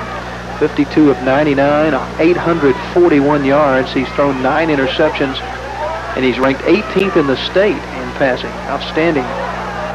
Flags fly. It looks like the Cardinals jumped off sides again for Henderson. This time incomplete, and we'll see what the flags are. It looked as if the Cardinal player was offside, but let's wait and see. One of the linemen jumped. Now that's the preliminary indication. Offsides, MacArthur. Well, that just makes it, and that apparently is the indication, so that'll be a 5-yard step on. Give the Tigers a 1st and 5 from about their 42-yard line.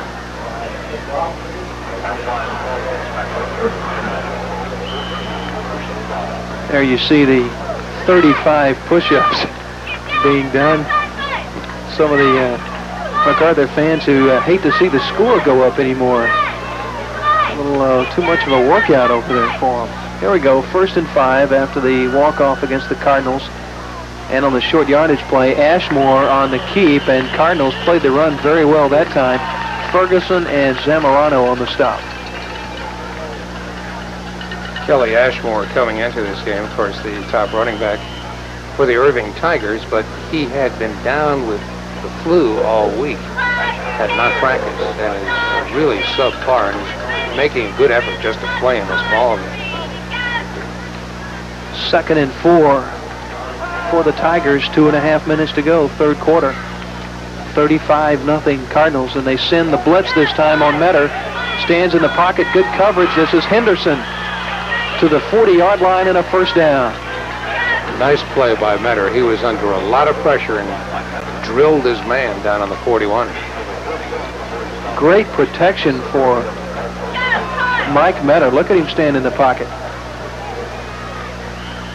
Really a nice lead pass to Jimmy Henderson, the tight end, and a first down at the Cardinal 41. Tiger fans would like to see something going now. They'd watch Mike Metter move the team.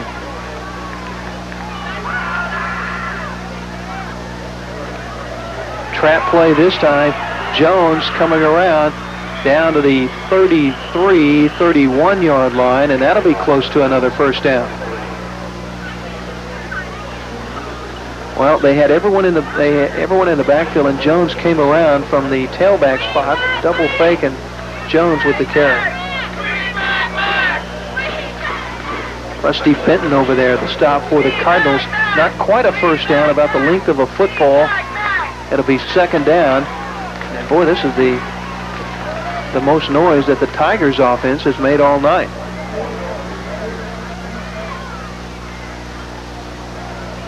On second and short, Metter for Jones. What a great catch. Metter's pulling it down with one hand, beating Quincy Edwards for the first down. That pass to Jones, good for 12 on the first down. It was Jones who picked up 9 yards on the run just a moment ago. Let's take a look at Billy Jones. He brings this one down with his left hand reaching out there. Metter laid it right in there. That's just a very nice play. This is a gifted young man. Remember, he's one of several sophomores that the Tigers have got. Well, I'm sure Jim Bennett would like to have seen this offense all night long. They're really moving. First and 10. Metter on the draw to Ashmore. Big hole and great blocking. He'll score. Touchdown. That's a 20-yard trap with Kelly Ashmore off to the races. What a drive for the Tigers. Impressive offense, passing, and then the draw play to Ashmore. Great downfield blocking in the secondary to score. And with 1:44 to go in the third quarter, it is 35-6. Now quickly, on for the extra point. They didn't have the kicker out there. Shane Schultz on for the extra point. And the kick is up and through. It's good.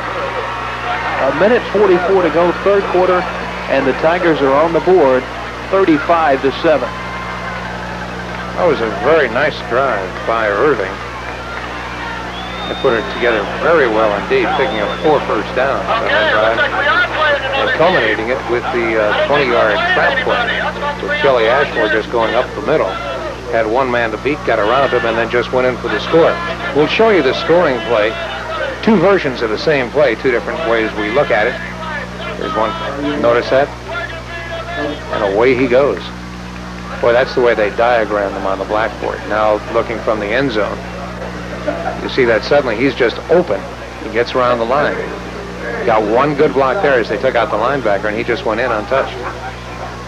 Great downfield blocking that enabled Ashmore to get on into the end zone. Impressive drive, and Jim Bennett can only hope that it's not too late, that he can see a lot more, but he still trails by 28. And the Cardinal offense has been anything but sluggish tonight. Cardinals looking for the onside kick. They have everyone up. Yes, and that's wise. That's a smart thing to do. Normally they have 3 deep, and now 2 men deep at the 15. Everybody else up close, and those with good hands, and they kick it deep, and so that sends Quincy Edwards back into the end zone. Decides not to come out, and he got back. He got the touchback. Knelt down just before he went across the goal line, and that was very close. Quincy really put on the brakes. He's got a lot of speed, and had he come out and then gone back in, it would have been a safety. So he just stopped where he had to, because if he'd taken one more step, he'd have had to run that ball back out. Well, he really put on the brakes. You can almost smell the burning rubber up here. They got the touchback, though, and so up to the 20-yard line, and 1:44 to go, 28-point lead. And now at quarterback, as we mentioned, they have made the change. Todd Albin, a junior quarterback, has not seen, Toby Richardson has guided this team all year long, and now Albin with the 28-point lead getting some time in there. They still have Anderson and Tatum in the backfield.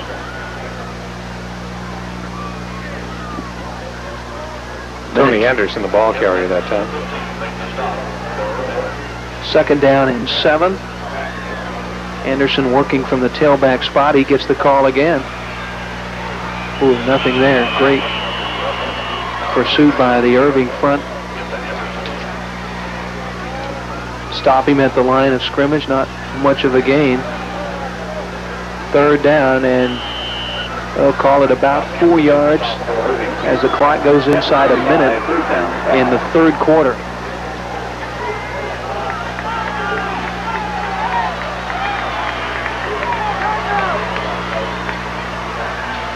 Junior quarterback Todd Albin in relief of Toby Richardson, who's getting a rest with a 28-point lead.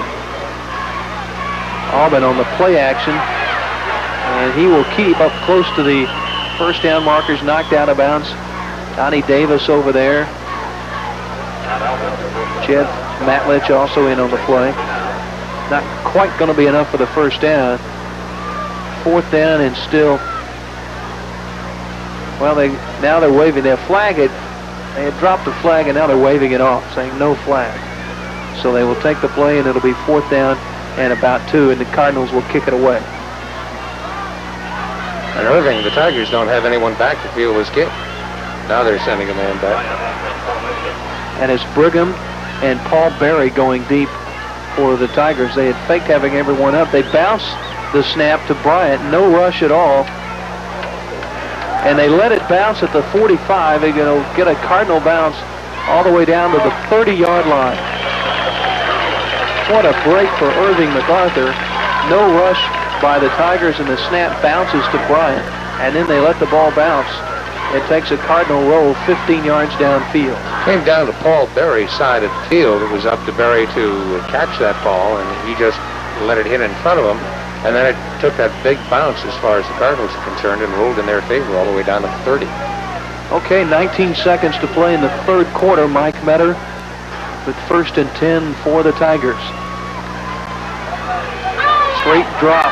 Looking deep for Jones. He trips, and he's going to get interference on Edwards. Billy Jones working one-on-one with Quincy Edwards. And they went right to him and got the tripping call. It'll be interference. Big break right there. Tigers are going to get the first down. Well, now they're going to bring the ball back. Well, this will be interesting. They're not going to call interference. I think they're going to call holding, defensive holding, instead of pass interference. And so instead of a first down at the 45, no, they're going to step it off from the line of scrimmage. From the line of scrimmage, as opposed to the point of the foul. It is pass interference, defensive pass interference.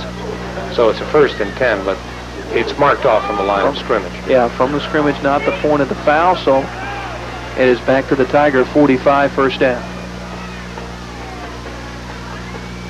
Billy Jones in motion. Again, Metter with the straight drop. Looking over the middle, and it's intercepted. Henderson. Chris Henderson picking it off as they were looking for Jimmy Henderson, the Tiger tight end, but a great play by the strong safety. He saw it coming all the way and just stepped right in at the right time to intercept for the Cardinals. This is a great grab. Either one of these two youngsters could have made the play, but Henderson just steps in right in front of the intended receiver and makes the interception. That was a great play. Perfect timing. And now Toby Richardson back in the game for the Cardinals. Interesting. Still have Anderson. Flags fly. Anderson with the carry as the clock winding down with 3 seconds in the 3rd quarter.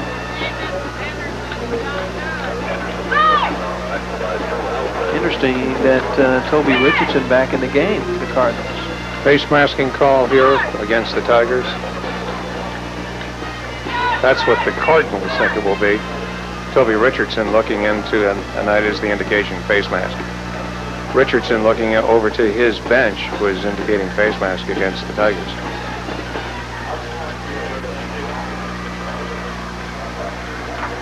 So the mark-off goes against the Tigers.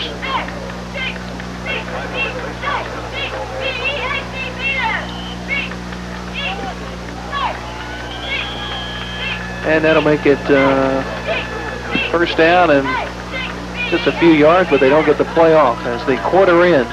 That is the end of the third period with the score. The MacArthur Cardinals 35, the Irving Tigers 7. We'll be back to Irving School Stadium in just a moment.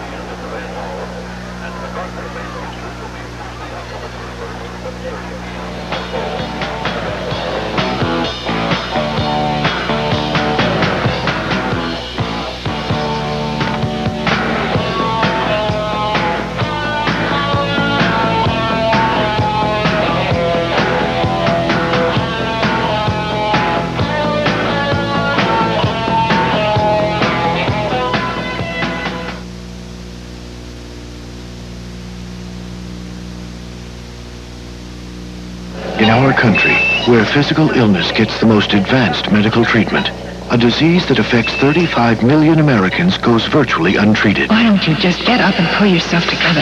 Snap out of it. The disease is mental illness, a disease that's often misunderstood, so its victims wind up neglected, isolated. There is nothing more I can do for you. But mental illness can be treated once you learn to see the sickness. For an informative booklet, call the American Mental Health Fund.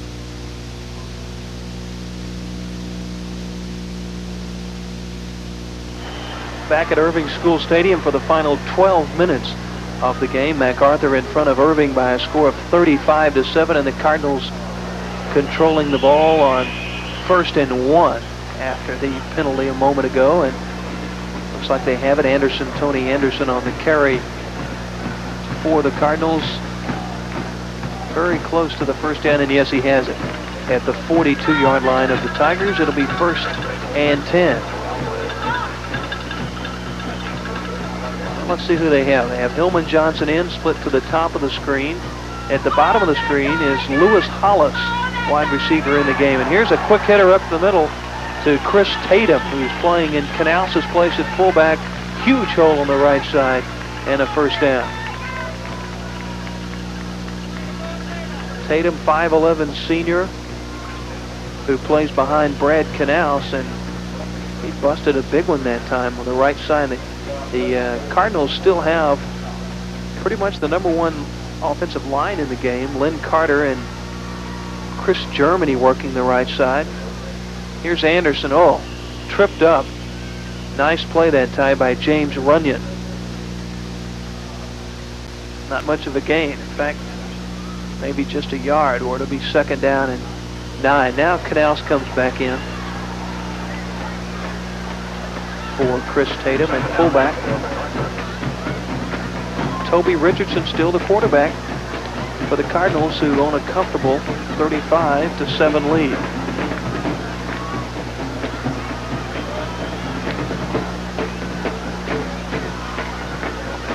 Richardson, keeper up the middle, down inside the 20 to the 16, and he has really been able to find some huge holes up the middle, especially rolling to the right side, going behind the center, Gibson, and in between Lynn Carter at guard. First down for the Cardinals. Richardson has run for 75 yards tonight. The thing Ray Overton has sent in offensively has done the job. That's Chris Tatum, who is back in at fullback, right side. Inside the 15 down to about the 13-yard line. 2nd down and 6. Nothing fancy now for the Cardinals. They are just grinding it out on the ground. What a job that the offensive line has done tonight. Huge holes for Audeberry in the first half, and the same here. That time, though, good pursuit. As not much running room at all for Tony Anderson. Rick Wascombe there to make the stop for Irving. Waston played that one very well. Hit Anderson solidly, just stopped. Mike Metter and Jim Bennett talking it over on the sideline, trying to figure out what has gone wrong tonight. 9:25 to go in the game. This is 3rd down and about 5, and Drew Randall already in the Tiger backfield. And so that will obviously be a procedure call against the Cardinals. Every official who had a flag got a chance to throw it, and they all did. Boy, you talk about a lot of yellow in the air.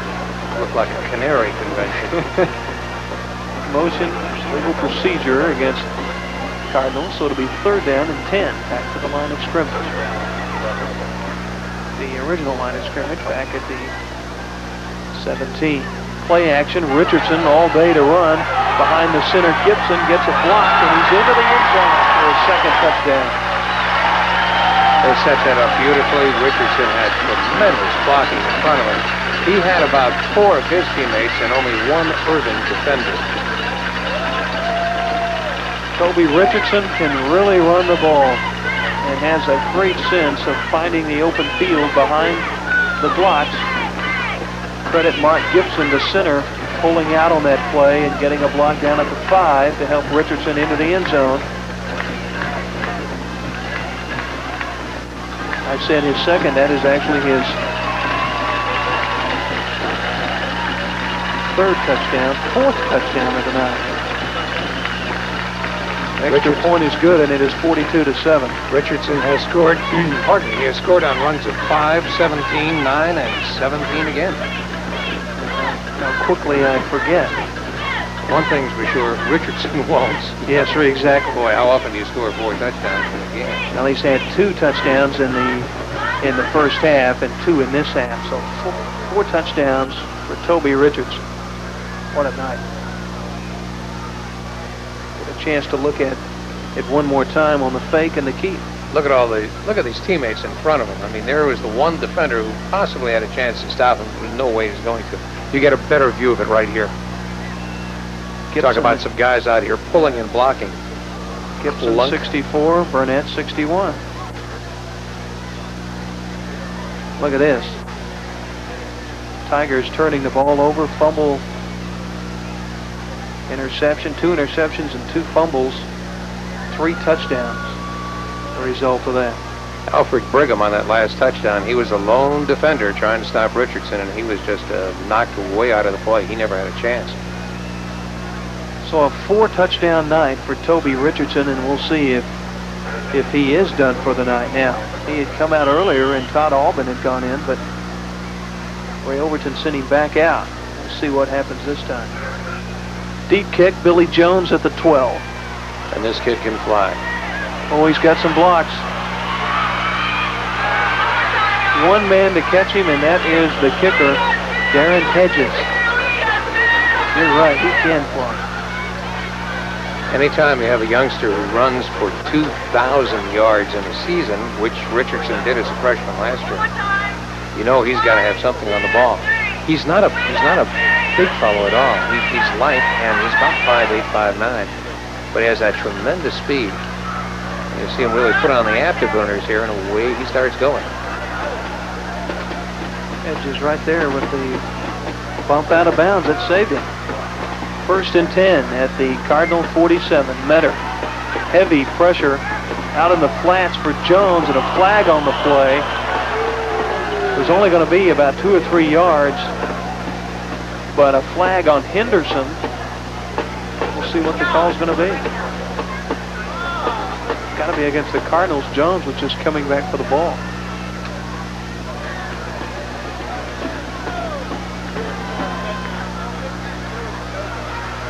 Interference and an automatic 1st down. It would have been about a 3-yard pickup, but the interference on Henderson will give the Tigers the 1st down. So a big break there for Irving. It would have been only, as we mentioned, a couple of yard pickup, but Henderson playing a little bit too tight. Got caught for the reaching around too early. 1st and 10. 8:45 to play in the game, and it is 42-7 MacArthur.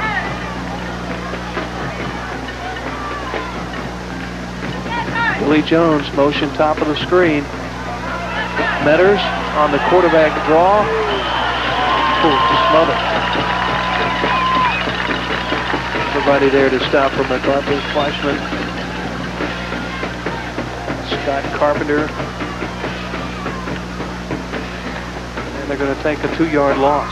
I think this play shows you the difference between these two clubs. The Cardinals have a quarterback who can run and pass.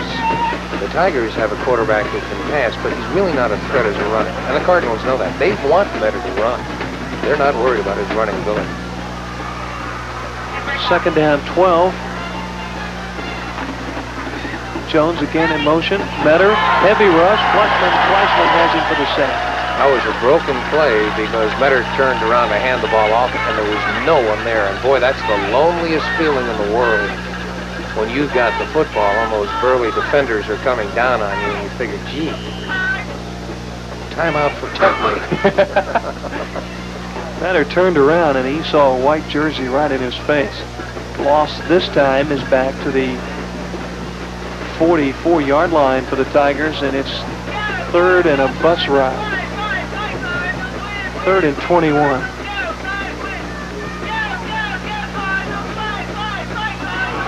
Fumble this time. It looks like the Cardinals are going to get it.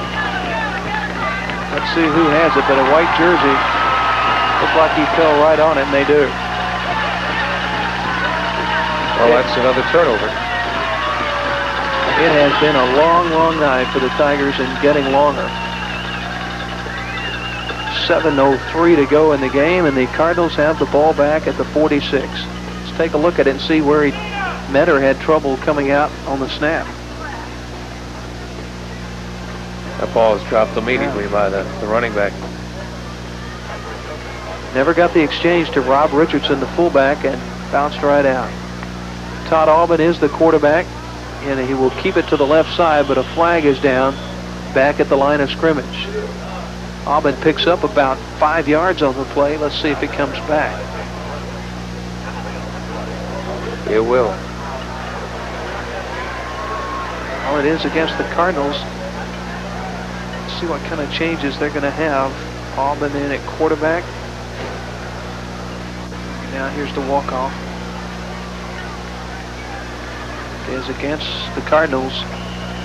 Back to the 49. It'll be 1st and 15. The Tigers have coughed this ball up 5 times. They've lost 3 by fumble and 2 by interception. And Ray Overton substituting quite frequently now. That's Anderson, big hole across the 45 down to the 43-yard line.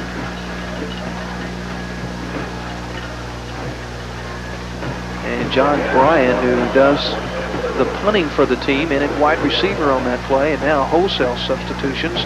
John Williams into the game.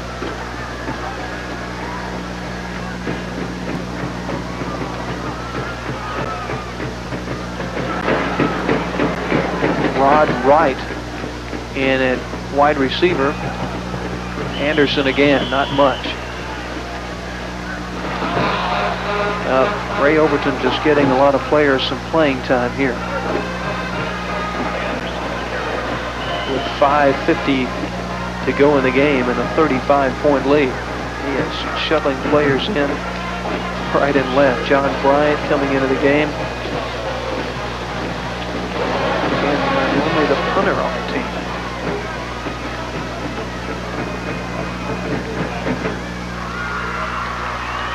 Anderson. Finally pulled down at about the 42-yard line. Jimmy Fouts making the stop for the Tigers, and that's going to set up 4th down and about 7 yards needed for the 1st down, and the Cardinals will have to kick this one away. John Bryant will stay in the game and do that. Alfred Brigham. It's Alfred right there, number 33. Back deep. Big rush, but a nice block by Canals to keep him off of him. Coming in hard on the blitz that time was Jimmy Fouts, who was trying to get the block, but Canals with nice coverage, allowing Bryant time to get the ball away, and he Kicks it out of bounds down to the 17-yard line. It's 1st and 10 there for the Tigers. And Mike Metter will stay in the game for Jim Bennett.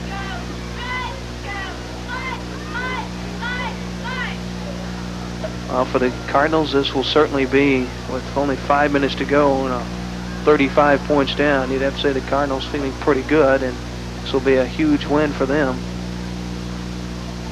Metter on the roll.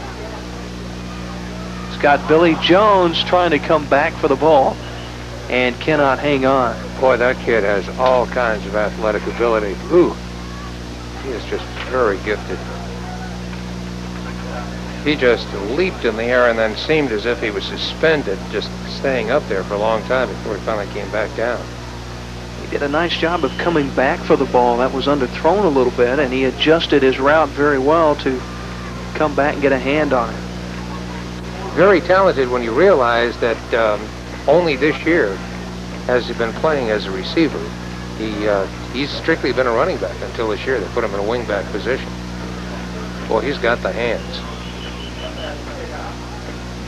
That time Metter just on the quarterback keeper up to the 20-yard line. And it'll be 3rd down and still about 7 yards needed.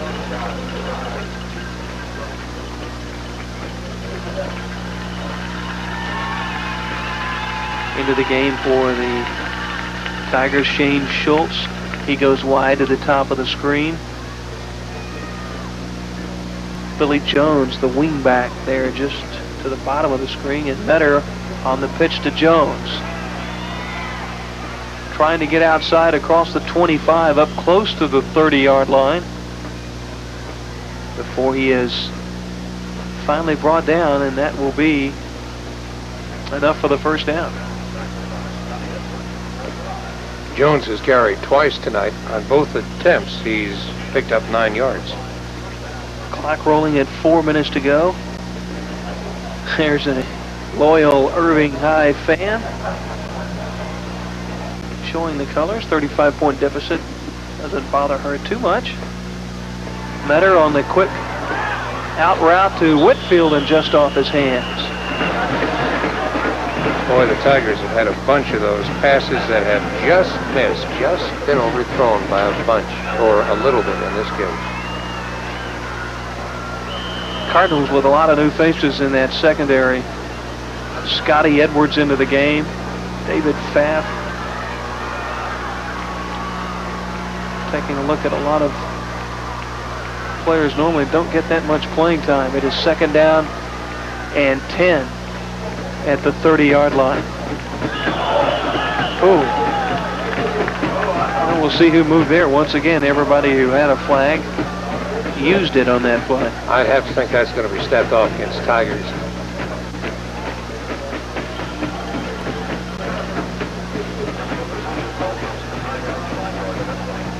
And it's a procedure against Irving, who just never really able to get anything going at all. They had one good drive. That was the touchdown drive. They were certainly at that time way behind in the game, but they looked very impressive on the drive and just simply have not had anything since then. Draw play that time, and not much room there. That draw play was very well set up, but it did not fool one of the interior linemen who just held his position. And as the ball carrier came to him, he just knocked him off his pins. 3:20 and the clock rolling for the Tigers, who trail 42-7. District 8-5A. Big game for both teams. Jones motion to the left. Metter has time. A flag down on the play. They're going for Jones in double coverage, and actually he does a nice job of breaking up what would have been an interception back there trying to make the play. Scotty Edwards had it picked up, and you saw Jones just knock it out. There might be some holding on this against the Cardinals. I'm just guessing based on the official that threw the flag. Let's just wait and see now. But the flag was down after the play started. Holding the call, yeah, against the Cardinals. And I think it was the young man who was up against Jones who just grabbed a handful of uniform there. You know. He's a tough player to cover. As you mentioned, tremendous speed, great moves, and I'm sure one of the reasons they moved him to wide receiver or the wing back is that he just has a great knack of getting open, can find the holes, and they can use him deep on a fly pattern. He has great hands as well. And now the Tigers are going to use a timeout with 3 minutes to play in the game. They would probably, for nothing else, just to get one more score, just for morale purposes. 42-7. Still 3 minutes to go. Nice crowd tonight to see the inner city rival, MacArthur and Irving High School. So the Cardinals will finish 1-1 in the crosstown rivalries, having lost to Nimitz and tonight defeating Irving. And of course, Nimitz has yet to play the Irving Tigers. And this will be the first district loss for Irving, who came out after we mentioned the 2 losses to Plano and Richardson, rolling on 4 straight losses coming into this game, including 3 in the district. 4 straight victories. Right. And the Cardinals, who had that 1 district loss to Nimitz, and now this will be a big win. Okay, back to play. Metter with Schultz to the bottom of the screen. This is from behind Metter. In the backfield, you see Ashmore, the tailback. Now Jones in motion. And they're looking for Schultz on the quick hitter.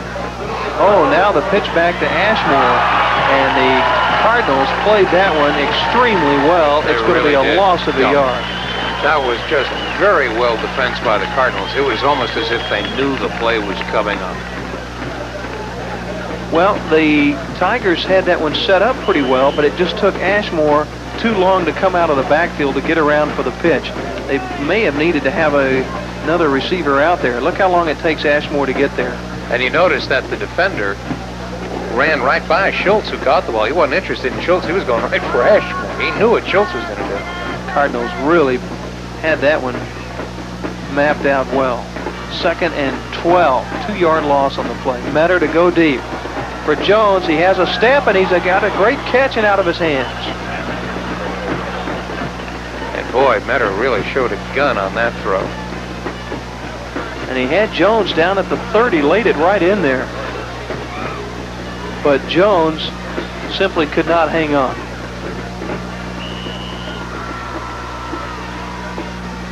So they'll bring it back. It'll be 3rd and 12. Boy, what speed, Billy Jones. It's amazing to see him running down there, one-on-one coverage, and at the last minute he gets a step on the defender. He'll get a breather this time as Shane Schultz is in on 3rd and 12 for the Tigers. Nathan Brewer in motion to the top. Richardson, the ball carrier. He'll keep it, and very frustrated, long night. 4th down, they'll have to kick it away. 2 minutes to go in the game.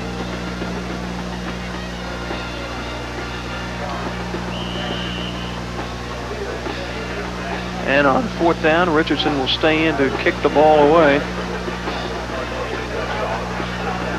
to the MacArthur Cardinals. There's Robbie Richardson. It's a low kick, fumbled back at the 25-yard line. Quincy Edwards finally comes up with it and breaks it all the way out to the 34-yard line. Nice return. Good hard running by Quincy Edwards that time. The young man's got a lot of speed. He was finally bulldogged down by Billy Jones. Billy does a little bit of everything. So the Cardinals with 1:49 to go. Got to believe they've got to be content just to try to keep it on the ground and run the clock out. Todd Aubin, the junior quarterback, into the game, and again Tatum and Anderson in the backfield. Tatum to the 35, maybe 36. About 3 yards on the pickup. It'll be 2nd and 7.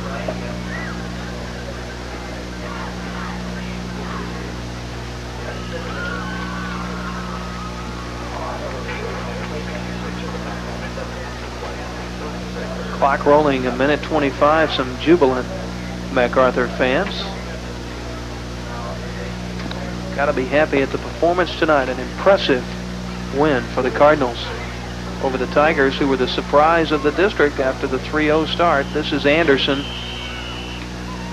maybe to the line of scrimmage, and not much more. Good pursuit by Donnie Davis to make the stop. Third down and about 6 yards to go. 56 seconds to go as the clock winds down, and the Tigers will go home unhappy. And certainly the Cardinals couldn't ask for much more. A performance like this. Auburn on the fake to Tatum, and he keeps across the 40 up to about the 41, short of the first down. It'll be fourth down. And they may not even get the punt off. The clock is down to 25 seconds.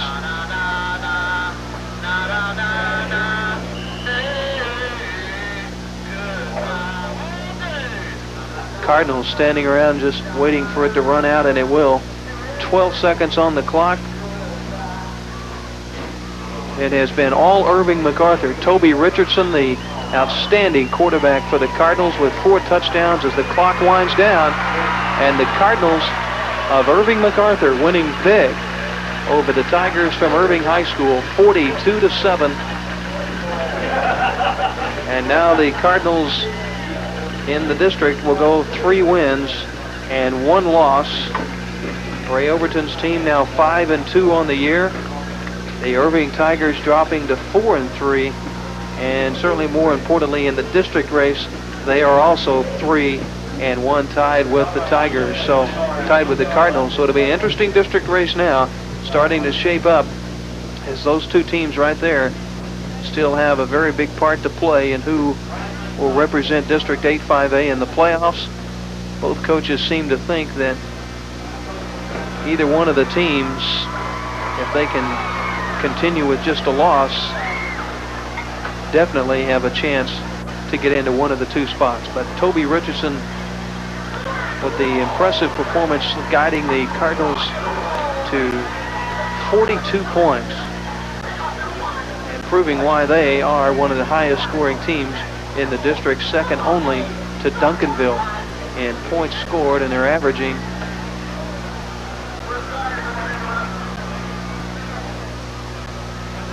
almost 30 points a game, and they proved it again tonight. The final once again, MacArthur Cardinals 42, the Tigers of Irving 7. We'll be back to Irving School Stadium in just a moment.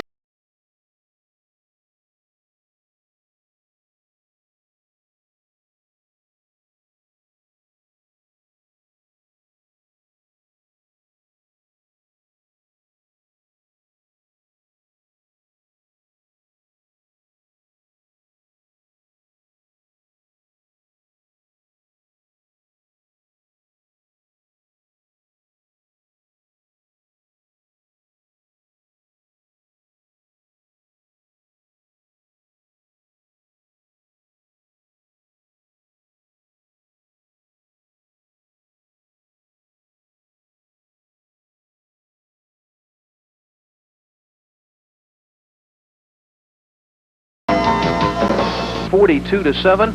Now let's go down to Bob Berry, who has both head coaches. 42-7, the final score. The Cardinals with a pretty easy victory over the Tigers tonight. We got the 2 head coaches, both Jim Bennett from Irving High and Ray Overton from Irving MacArthur. Ray, your kids won it pretty handily. What were your impressions of the game? Well, I really feel like this is one of the better games we've played all year. Our kids were real high for the game. You never know when it's going to happen, but they played real well. I think Irving's to be commended. They have a great football team. We had the psychological advantage in the fact that they had a real emotional win last week, and it's hard to stay up for the 2nd week in a row. So I think that was an advantage to us, and I just take my hat off to Coach Bennett and his staff and their team. They have a fine football team. They'll be heard from a long way. Now, you started tonight's game without your best running back, Reggie Finch, but it didn't seem to hurt you any because you rushed for more than 300 yards. Well, Darren Arterberry is a good runner. What we've been trying to do is to keep he and Finch both in the backfield all the time, but we feel that Darren is a real fine football player. Jim, taking a look at your side of it, you were hurt in the very first play of the game when you fumbled the opening kickoff, and the Cardinals recovered down on the 6-yard line. You had 5 turnovers in that game. Do you feel it's a lack of concentration on your kid's part? No, I don't think so. You know, we're young. The kid that fumbled the kickoff's a sophomore. He's played 6 great games for us, and he made a mistake tonight and mishandled it and then picked it up and fumbled the ball. You know, it's just a lack of experience. We've said all along that our kids are young, and we're going to make mistakes. And, of course, when you play in a team like MacArthur, you can't make those kind of mistakes and still expect to win. What are you going to tell your kids right immediately at the end of this game now? What are you going to go in there and talk to them? What are you going to say? Well, I've already talked to them. You know, we're proud of our kids. You know, they've played better than we ever thought they would. They've worked hard, and it's disappointing. Nobody likes to lose. But at the same time, we love our kids. They work their tail off, and they do it for us, and we work hard for them. And sometimes you get beat, sometimes you win, and you know, that's the way it is. We're going to bounce back, and we're going to give Duncanville fits next Friday night. Now, it's kind of tough to take a loss like this and then play a team that most people consider to be the best team in the district when you're going up against the Panthers in Duncanville, isn't it? Well, you know, you got to play them sometime. Next week's as good a time as any. Thank you very much, Chip. Ray, what about next week's game? As far as your kids, what are you going to tell your kids now? Well, of course, we have our back to the wall. Every game is a challenge to us. We can't afford another loss. And South Grand Prairie is a fine football team. Ojeda does a good job running that thing. They're throwing the ball well. Number 20 is a super runner. So we'll have our hands full again next week. Well, you had ostensibly coming into this game, it looked like you'd have your hands full because Finch wasn't going to play, but you handled it pretty well. I'm real proud of our kids. Of course, we talked to our linemen. We made a challenge to them. And like I say, Darren's a good football player, and the line gave him good blocking, and it turned into a good night for us. Excellent. Thank you very much, Ray. Really appreciate it. Thank you. Jim Bennett of Irving High and Ray Overton of Irving MacArthur. 42-7 the final score. Now let's go back up to the booth and Bryant Briscoe. Okay, Bob, thanks very much. The Irving MacArthur band now leaving after a victorious night for the Cardinals and their fans. 42-7.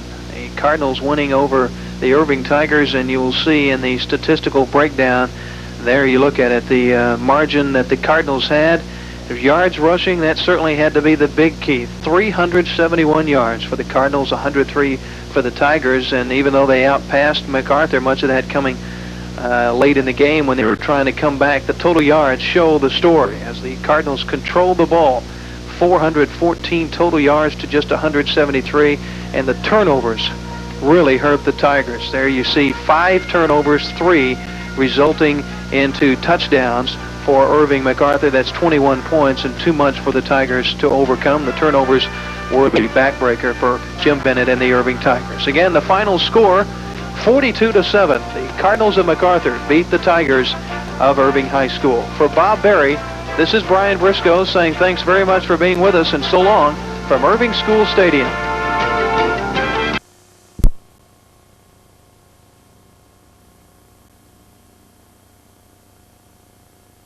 Defensive right in to make the stop.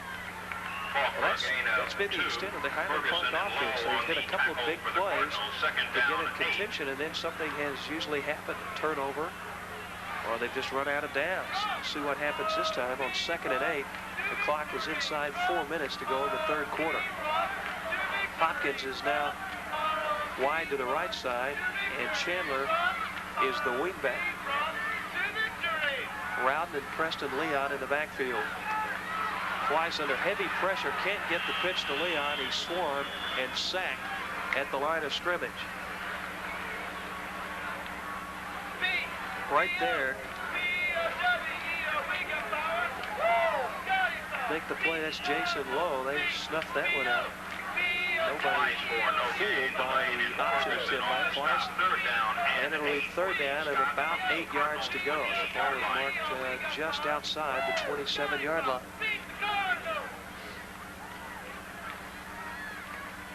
We'll see what they have this time. Undoubtedly a passing situation as Hopkins comes to the near side. Quincy Edwards right on him. Up to the right side is Chandler. Marty Molina on him. They go to Hopkins. He has Edwards beat at the 10, the 5. Touchdown, Highland Park. You could see it coming.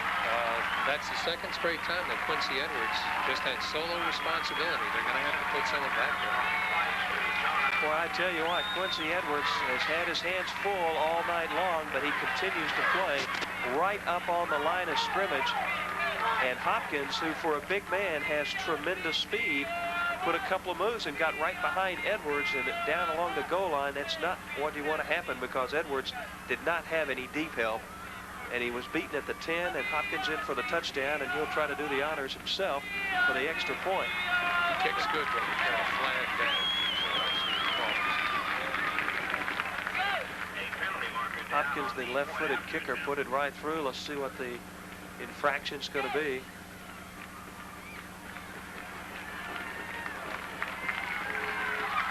Well, it looks like it's obviously against. It is. Sides against Highland Park, declined by the Scots. The extra point will stand, and we've got a tie ball game. MacArthur 7 and Highland Park 7 on a big touchdown pass from Casey Kleiss to John Hopkins. That's an 80-yard march. Here's a look at it again, Bob. He was wide open. Just simply outran Edwards that time. Edwards was looking back over his shoulder. One more time. Had him beat. Quincy Edwards had one-on-one coverage that time. Ned Lemaine, or Mel Lemaine, was in there as an extra back on that play. But Mel couldn't get back to help out on the one-on-one. For the Cardinals. So with the touchdown and the conversion, it's a tie game. We have 2:51 to go in the third quarter, and boy, that changes things a little bit. It really did. Big plays. The stats still obviously very much in favor of MacArthur as far as total yards concerned. As far the way they control it, certainly rushing the ball. But the passing game has pretty much been all Highland Park. They've hit a couple of big plays, including that one. Momentum changed after the Scots were able to hold the Cardinals. Hopkins with the kick, and it bounces at the 5, taken by Darren Arterberry back at the 2-yard line. Well, they turn it in up to about the 19-yard line, and that's all there is for the Cardinals, and that's where they'll go to work, 1st and 10. Darren Arterberry on the return out to the Cardinal 19. This is basically the same place where the Scots put the ball in play not too many moments ago, moving from their 20 all the way down for the touchdown, and now the Cardinals obviously would like to duplicate that drive, move to 81 yards to the score. It's a lot easier saying it than doing it. Shoemake to the near side and Arterberry to the right side. Richardson, they'll stay with the option, and now the Scots starting to play that option a little bit better, especially on the quarterback option. They turn Richardson in, and he only gets about 2 yards, maybe 3. It'll be 2nd down and about 7 to go. And a player shaken up for Highland Park. Richardson, tackle made by Randy Myers. And it might be maybe Scott Scherer again, who may be back out there. See if it is. No, I don't believe it is. You will be interested to know that school board member Mrs. Ann Pfaff is currently serving as an Area 6 representative on the board of directors of the Texas Association of School Boards. Number 36. She is also currently serving as the term president of the North Texas Area School Board Association. Turner, the starting left tackle. Coming up a week from now, the Tigers of Irving High School up against Richardson. You'll see that one on the following date, Sunday at 8 o'clock, and then repeated on Monday, Tuesday, and Wednesday. Well, you know, Jim Bennett and the Tigers are hoping to bounce back from the rough start they had with the Plato Wildcats. Shut out in their opener. They do not have a very easy schedule. They started off with the Wildcats of Plano, and now come back with the Eagles of Richardson. Talk about, some really tough teams. Sutton Turner is up, and okay, he runs off to the sideline. Speaking of schedules, the Cardinals will host John Tyler, John Tyler, next week. Now back to play, 2nd down and 7. And Richardson to throw on the play-action pass. Heavy rush, and he gets it outside to the tight end, Drew Randall, who has finally stopped up at about the 40-yard line, but certainly enough for a Cardinal first down. Nice read by Toby Richardson. Definitely a pickup of 18 yards and a very good move as he sidestepped a defensive lineman. It looked like he was really going to cream him. Watch as he comes up here. Look at the lineman, gets by him, and then just lobs it across to the tight end, who carries it out to the 40. A pickup of 18 and the first down. Richardson is a cool customer out there. Under heavy pressure, he doesn't really get shaken by anything. He always has his eye on the receiver downfield. 1st and 10 from their own 40. Now a mix-up in the exchange, and Richardson is there to fall on the ball, and just a mix-up trying to get the ball to Finch. So they're going to lose all the way back to the 34-yard line. 16 to go for the Cardinals. Ray Overton obviously not pleased with that miscue, looking on. Would like to see that offense get into gear once again. 2nd down at about 16. Trey Shoemake to the near side.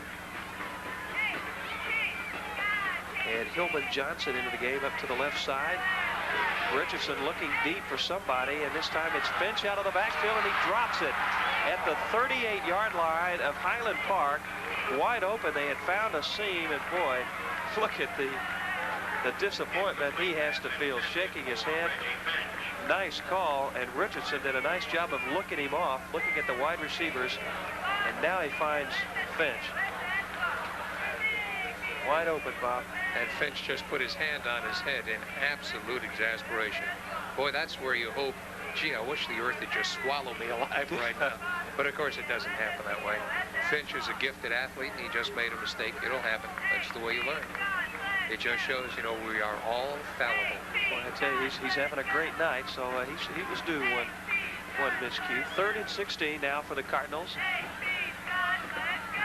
At their own 33. Draw play to Knaus, and nothing there. Stacked up. Brad Knaus, the fullback, sacked right where he got the ball from Toby Richardson for no gain. Boy, everybody there for the Highland Park defense. Brad Knaus on the carry, Shearer on the stop. That's going to set up 4th down. Down and 15 for the Cardinals. Bryant in the punt.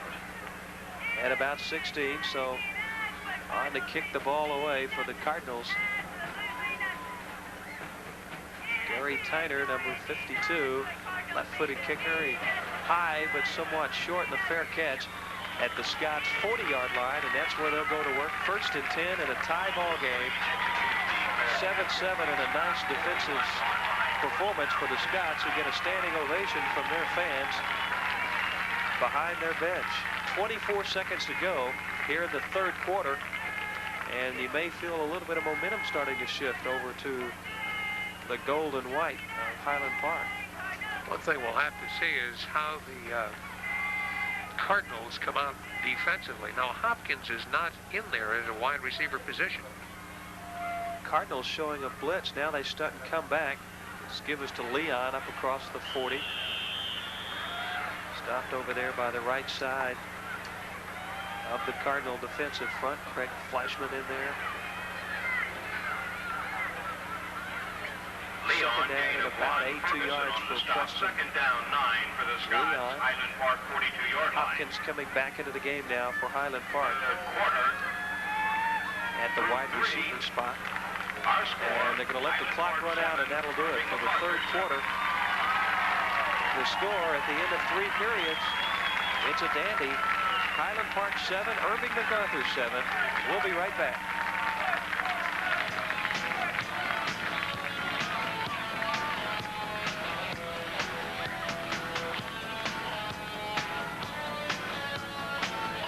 At 7, big rush is Casey Kleiss trying to get outside, but the MacArthur defense swarming that time, and Ned Delane from the strong side linebacker spot in to make the sack, and a big loss all the way back to the 31-yard line.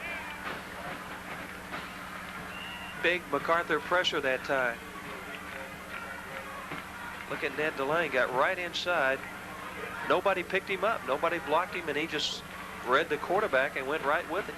That was really a four-man rush with Delane finishing off the quarterback. Good team effort that time by this defensive unit. Third down and about 19 for the Scots. Just underway, fourth quarter. We're tied at 7. Season opener for both teams. Now a screen out to Leon. And knocked out of bounds up about the 40-yard line. Not nearly enough for the first down. Jason Lowe. Jason Lowe, boy, he has been all over the field. Tackle made by Jason Lowe of the Cardinals. Made the stop. You know, he is certainly a college prospect. Many of you people probably have taken Dave Campbell's Texas Football magazine. He's ranked in the top 20 linebackers in the state. Certainly be headed to college somewhere, 6'2", 225. Fourth down and 11 now for the Scots. They'll have to kick it away, and Hopkins on to do that. Not much of a rush for MacArthur, and it's a high kick, but relatively short, that bounces at the 35 of the Cardinals and killed at the 34, and that's where Irving MacArthur will take over first and 10 with their first possession here in the fourth quarter, 11 minutes to play. 31-yard punt, no return, and I don't believe we've had a return on any of the punts thus far tonight. We have seen fair catches and balls that have just gone out of bounds. Just not been any chance to return the ball. All right, here we go for the Cardinals in a tie game. Trey Shoemake to the near side along with Darren Arterberry, who is the slot back. Finch and Knaus in the backfield, along with the quarterback, Toby Richardson, who keeps to the left side off the block of Burnett and gets about 3-4 yards up to the 38-yard line. Toby Richardson carries for 5 yards. Jim Bell, Terry Burnett, the left side guard, who's had a pretty good night. He had some key blocks. Got Finch outside earlier in the first half. Second down and 6. Shoemake and Hillman Johnson now split to the near side. They're just going to be decoys because that's Toby Richardson on the quarterback option keeper. And Toby's up to about the 44-yard line, going to be very close to MacArthur first down. We'll see where they spot the ball. Richardson They're going to bring the chains up. That's the first time tonight we are going to have a measurement.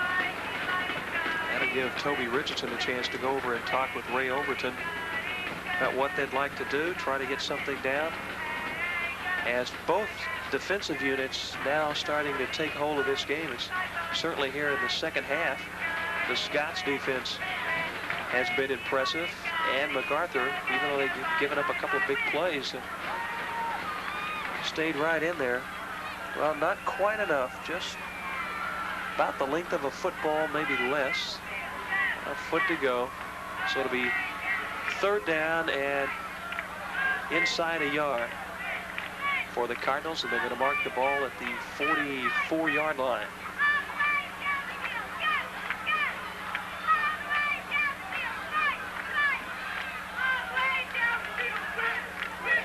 Here comes Shoemake to the near side, and up to the top of your screen, Darren Arterberry, who will be the wingback. There's Toby Richardson, who looks over third in one situation. They give it to the fullback, Knaus, who hasn't had a whole lot of action, and that's usually where they go to him on the very, very short yardage. From here, it looks as if he's got it. Yeah, I think he's up to about the 45, maybe beyond that, and he is just over the 45-yard line, enough for a first down for the Cardinals. Knaus carries for the Cardinals. And it's first and 10, and now Arterberry goes out of the lineup and replaced by number 88, Hillman Johnson, who will play the wingback, along with Trey Shoemake, who is the wide receiver. There's Toby Richardson, who's had a nice debut as the quarterback this year. Heavy pressure getting outside, falling, and hits Shoemake. What a pass by Richardson. He was being tackled and hit Shoemake, who did a nice job of hanging on to the ball himself at the Scots 45-yard line, and that is close to a first down. In nautical terms, Richardson was listing about 60 degrees to starboard as he got that ball off. Boy, amazing that he could throw it, so accurately. Here's a look at it. I mean, he was almost knee to the ground. And Shoemake, who was being covered very, very closely, he made a great catch that time. It is just short of the first down, second down, and about a foot to go for the Cardinals. Boy, Richardson just does so many things well. Running the option, keeping the ball, throws the ball very well off the run. This time he was rolling to his left, and that's tough throwing across his body, but he did a great job. There's a look at the senior quarterback who Cardinals hope lead to the team a lot of success this year. Well, a flag on the play, and the Cardinals may have moved a little too soon, and so instead of second and a foot, they're going to have second down at about 5.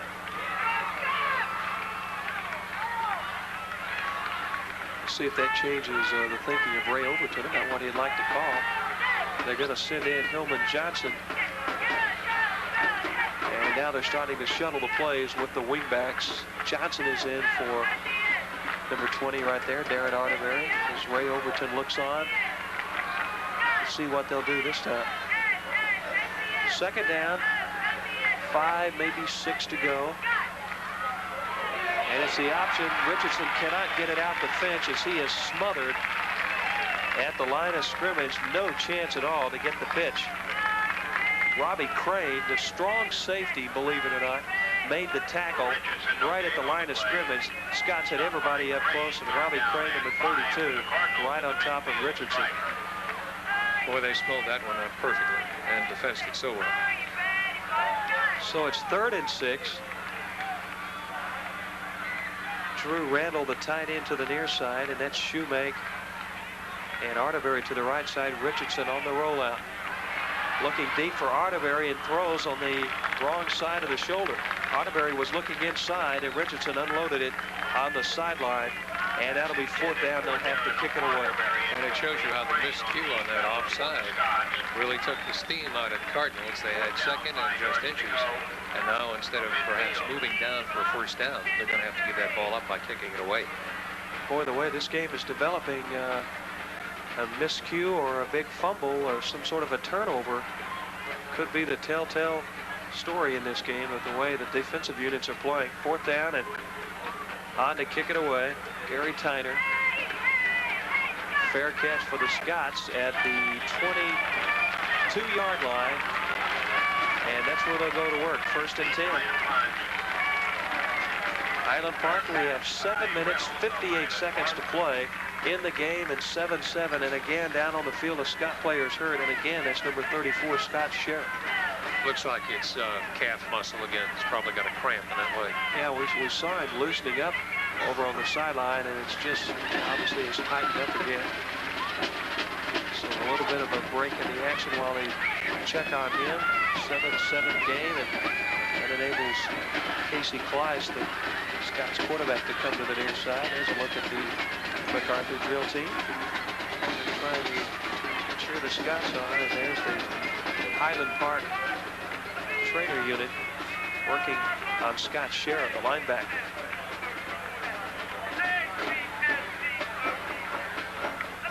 Well, when the ball is put back in play, the Scots will have it 1st and 10 on the 23-yard line. Time-wise, plenty of time remaining here in the 4th and final period, 7:58. Both teams have the opportunity here to show their offensive prowess. You have to believe that as far as the Scots are concerned, they're always going to be in the game because of that passing combination of Kleiss to Hopkins. That's always going to make them a threat. As far as the Cardinals are concerned, it's the overall versatility of their quarterback, Richardson, and their running back, Finch. Finch, there goes Scott Sherritt off the field. Boy, you see he's having some trouble walking. That's that left calf that's just stiffened up with a bit of a cramp. Finch, who had such a big first half, 70 yards, but pretty well contained in the second half, really. 21 yards in the second half. All right, here are the Scots with a 1st and 10, and they waste no time. They'll go upstairs. Kleiss wants Chandler deep, and he's got him at the 50-yard line, but overthrows him. Chandler got hung up on the far side with Marty Molina. And that was, they had contact down at about the 40-yard line, right about the time Price let it go. That was just enough for Molina to hold up Chandler, or he would have been gone. He was just a step away from getting underneath the ball. Shows you how this could be a game of inches. That could have been a touchdown play. So it is 2nd and 10 for the Cardinals. Rusty Bennett now out on the corner on Chandler, and this one's going to be intercepted. Quincy Edwards. Edwards at the 30, inside the 20 now, cuts back. He gets a block or two, and he gets outside. He can get around one more, and finally brought down at the Highland Park 13. Heavy pressure on Casey Kleiss, and he just simply underthrew Hopkins, who was going right by Quincy Edwards, but Edwards made the catch. There is a flag on the play. We'll see what that is. I would have to believe there may have been a clip there back on about the 27-yard line. Kleiss that time under tremendous pressure. He just threw the ball up in the air. Just tossed it and really underthrew it. And yeah, Edwards said, "Thank you." And there's the clip right there. Yeah, we saw it. Well, the Cardinals had double coverage that time. Quincy Edwards had deep coverage with him. And on the replay, we saw the rush by the Cardinals. The Scots did a pretty good job of picking it up. I think Casey Kleiss just underthrew him that time. He did. He wasn't as pressured as we thought, and he just unloaded it too short right into the hands of the waiting Edwards. Tough break for the Cardinals, although they do get the ball. Instead of having it down at about the 16, 17-yard line, it'll be at the 42 after the clip on the run back. But there's the break that could be very, very big with 7:37 to play in the game. Tied at 7. This is Finch. Nowhere to go. Nothing at all for Reggie Finch as he runs right into Grady Goodwin, the big defensive end for the Scots, and they lose back to the 45-yard line, 3 yards. Well, we'll see if Ray Overton elects to put the ball upstairs. I would not be surprised. Pretty much kept it on the ground, except a couple of rollout patterns for Richardson looking for his tight end. He's found Randall a couple of times, and of course Finch, who dropped that deep pass. That's Hillman Johnson in motion to the top of the screen. Richardson will throw on this one. Nobody open. Now he backs up. He may have been across the line of scrimmage, and I don't know if anyone saw it. And he was. Yeah, now they got it. And that's unfortunate because he could have picked up yardage by running. He had room.